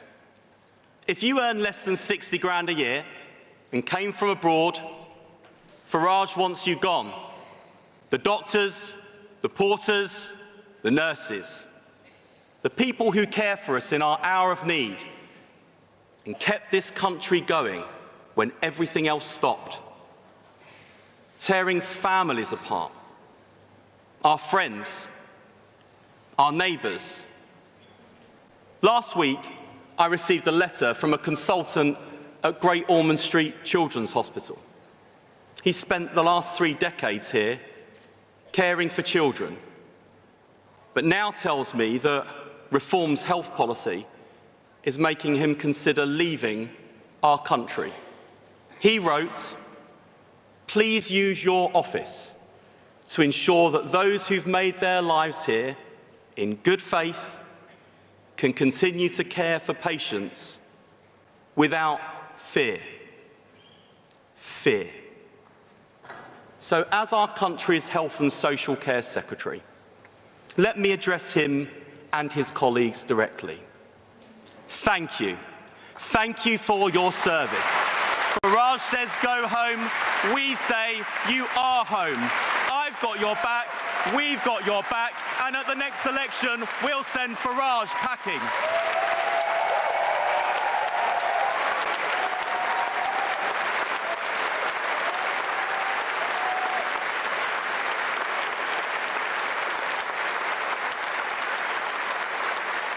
Thank you.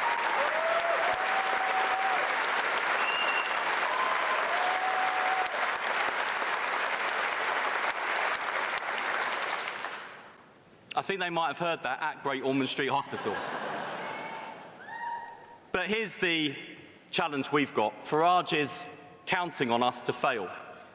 He wants to say, well, if a Labour government can't deliver on the NHS, then it's time to do away with Labour and the NHS. Well, I've got bad news for you, Nigel. Delivering on the NHS is what Labour governments do, and this Labour government is delivering the change we promised. We promised 2 million more appointments, we've delivered 5 million. We promised an extra 1,000 GPs, we've delivered 2,000. We promised to cut waiting lists and they're falling for the first time in 15 years. 6,500 more mental health workers, 7,000 more doctors, 13,000 more nurses and midwives. The cancer diagnosis standard met, GP satisfaction up, waiting times down. That is the difference a Labour government makes, and we're only just getting started.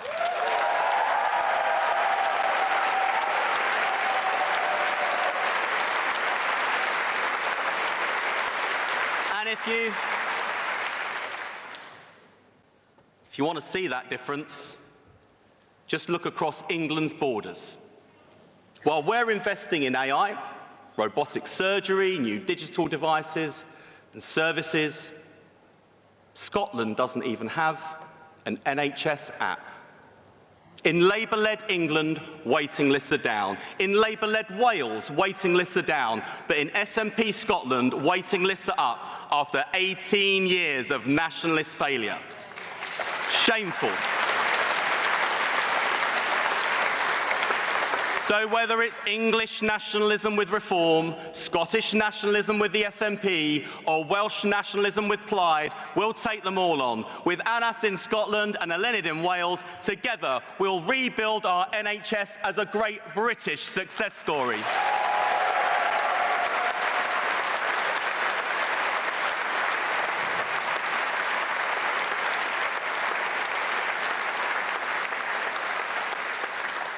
But none of the progress we've made was inevitable. It's been hard won in the face of cynicism and timidity. Every major change has been met by a chorus of caution. Slow down. Don't rush into it. It's all too difficult. Tomorrow, we're reforming general practice, so patients can request appointments online at any point during the day.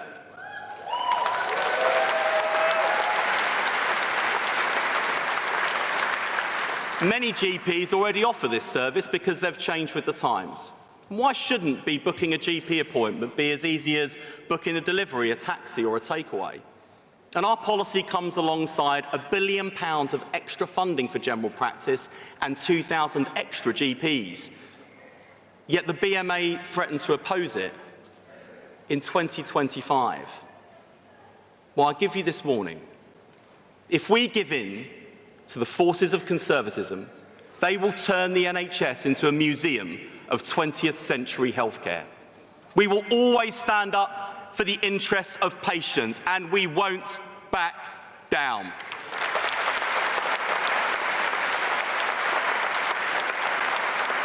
Now,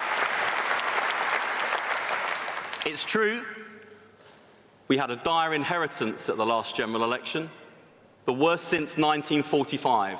A broken economy, broken public services, and broken trust in politics itself.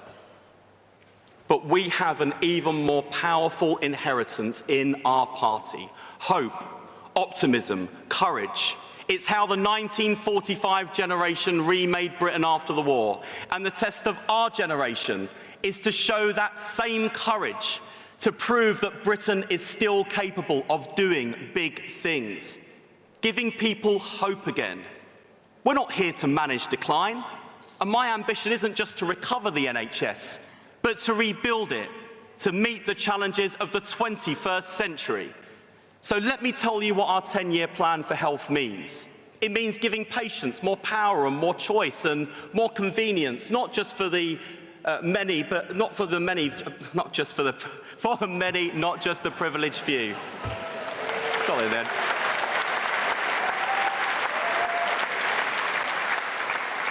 It means putting the power of AI and data in the hands of NHS staff to bring our health service into the digital age. It means the NHS as a neighbourhood health service as much as a national health service, ending the 8 a.m. scramble with neighbourhood health centres open in the evenings and at weekends, offering face-to-face care to people, not just when they need it, but where they need it. It means early diagnosis and prevention. And modernisation isn't a betrayal of Bevan's legacy, it is its fulfilment. Because as the great man himself said, the NHS must always be changing, improving. And the truth is this, the next 10 years won't just bring a decade's worth of change in healthcare, it will bring centuries worth. Medicine is being transformed before our eyes. We now have genetic tests that can predict a child's risk of illness before they ever fall sick. We're on the brink of vaccines that could one day cure cancer. Weight loss jabs could help us finally defeat obesity. And this isn't just a medical revolution, it's an industrial revolution, a technological revolution, one that will shape the next century of jobs, industry, and public health. And governments across the world face a choice. It's not a choice between stop and go. Change is coming whether we like it or not. No, the real choice is this. Will this be a revolution for the few or for the many? Take just one example today, weight loss jabs. The wealthy talk about how they've transformed their health, their confidence, their quality of life. Half the House of Commons tea room talk about the impact they've had. Not in my case. But seriously, what about the millions who can't afford them? This is a return to the days when health was determined by wealth, when some had access to the best care money can buy, while others waited and suffered. And I say never again, because our historic duty and our modern mission is to ensure that the best science, the best healthcare, the best innovations are available, not just to some, but to all.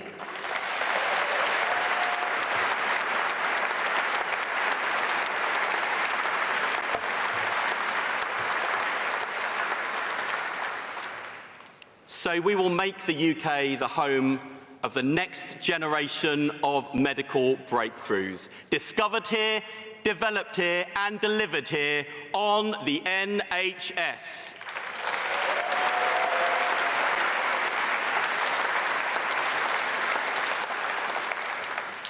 Science is changing society, and we've got to change with it, because when the NHS was founded, the average working person lived to just 65. They worked, they retired, and they died shortly after.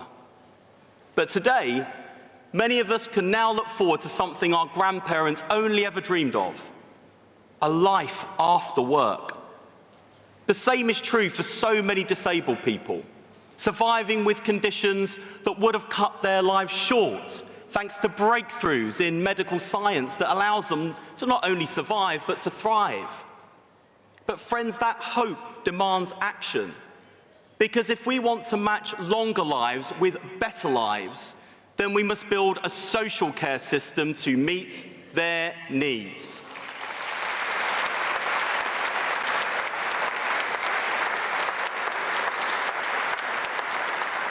We've already begun to make that change.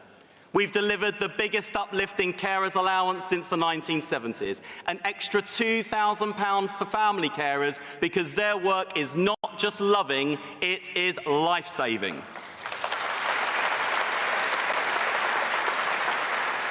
We've installed new home adaptations in the homes of more than 15,000 disabled people, not just giving them new rails and chairlifts, accessible kitchens and bathrooms, but safety, dignity, independence, quality of life.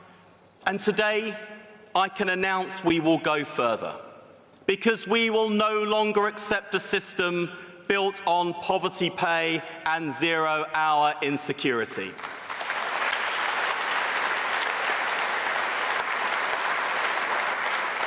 We will back the first ever fair pay agreement for care workers, not just in law but in practice, starting with £500 million to deliver better pay, terms and conditions for care workers across our country, because the people who care for our loved ones should never have to struggle to care for their own.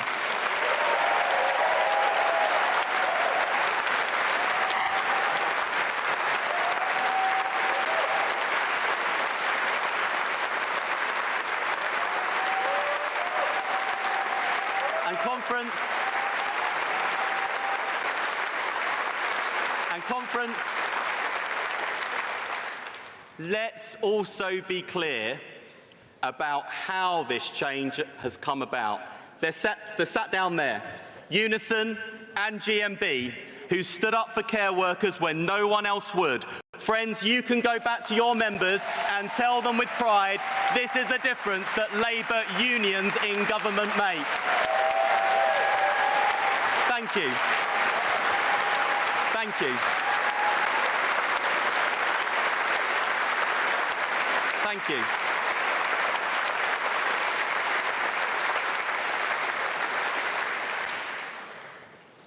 And there's someone else who's made a real difference too, who understands the struggle care workers face because she was one.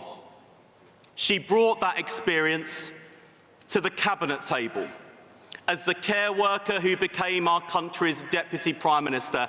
Angela Rayner, this achievement is yours. Thank you.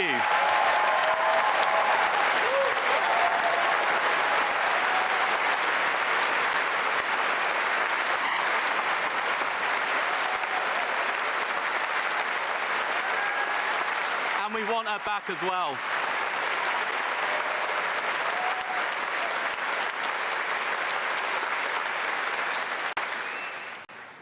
We'll definitely make sure she sees that. We need her back.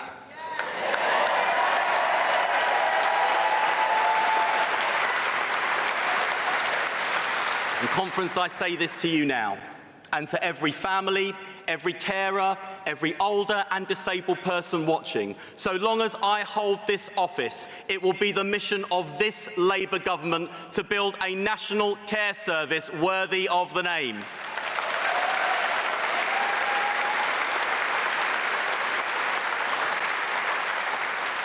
And finally, we'll address the inequality in our National Health Service and our nation's health. Because if we fail to invest in public health and prevention, we will face a future where people are living longer lives, but in poorer health. And in the places with the deepest need, the NHS is at its most stretched, and the health of the people at its poorest. In the poorest parts of our country, there are an extra 300 patients per GP. 300. Waiting. Suffering. And the injustice doesn't stop there. A black woman in this country is twice as likely to die in childbirth than a white woman. A child born in Blackpool will now live 10 years fewer than a child born in Hampshire. 10 years. That is the unjust price paid by those who lost the lottery of life. And I stand here today as someone who beat those odds, the exception to the rule, who grew up on a council estate in poverty, had a great state education, made it to one of our country's best universities, and now sits around the cabinet table as part of the most working-class cabinet in British history. But conference,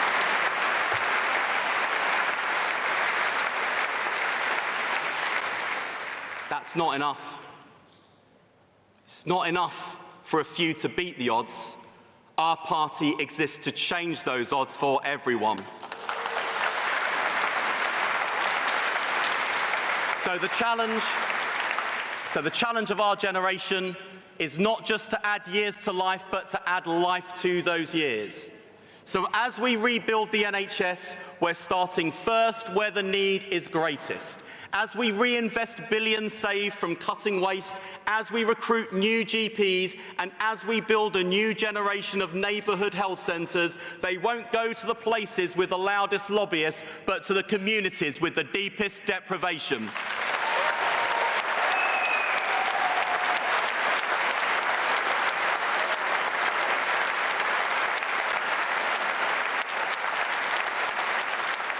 And we all know the biggest health inequalities are entrenched years before patients walk through the doors of the NHS. They're caused by poverty, poor diets, damp homes, dirty air. So this Labour government is tackling the sickness in our society. We're feeding the next generation with primary school breakfast clubs, so every child starts the day with a full stomach and a hungry mind. We're cutting pollution and cleaning up our air the children breathe to preserve our planet for the future too. We're helping families heat their homes this winter with a warm homes discount that will reach millions more. We're guaranteeing sick pay from day one because no one should have to choose between getting better and getting paid. And with the expansion of free school meals, we are lifting 100,000 children out of poverty. The Tories didn't do it. Reform would undo it.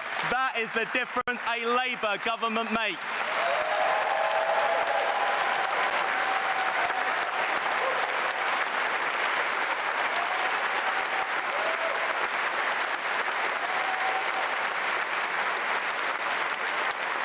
Now we know some will say the challenges are too great, too expensive, it's too hard. But throughout our history, it has always been Labour, always, that rose to meet the moment. It was Labour that built the NHS out of the ashes of war. It was Labour that saved it in 1997, and it falls to Labour to save it now. We asked our country to put their trust in us, not because the challenges are easy, but precisely because they are hard. A modernisation, it's not a technocratic mission, it is a moral mission, because we do not believe in two-tier healthcare. We do not believe your postcode should determine your prognosis. We do not believe that the size of your wallet should decide the length of your life. We are making the NHS fit for the future, a service that sees people sooner, treats them better, and gives them back more years of life. A service rebuilt in the image of our values, universal, publicly funded, free at the point of use, available to all, owned by all, working for all. Those are my values. They're the NHS's values, and they are Britain's values.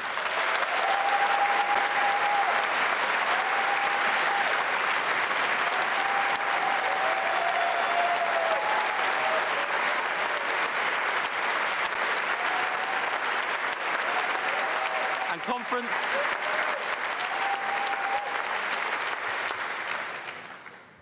I'll just end with this.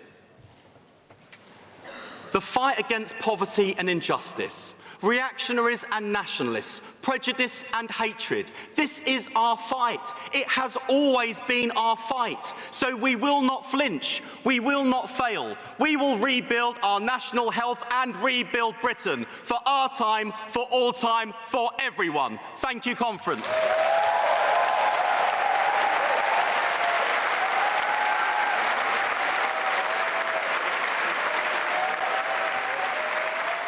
Well, that was Health Secretary Wes Streeting there. I mean, there were a few things in the speech. He called Nigel Farage a con artist, which, you know, interesting. He also called him a snake oil salesman of British politics. He said that the Labour Party conference, we must win another fight to one against poison of post-truth politics.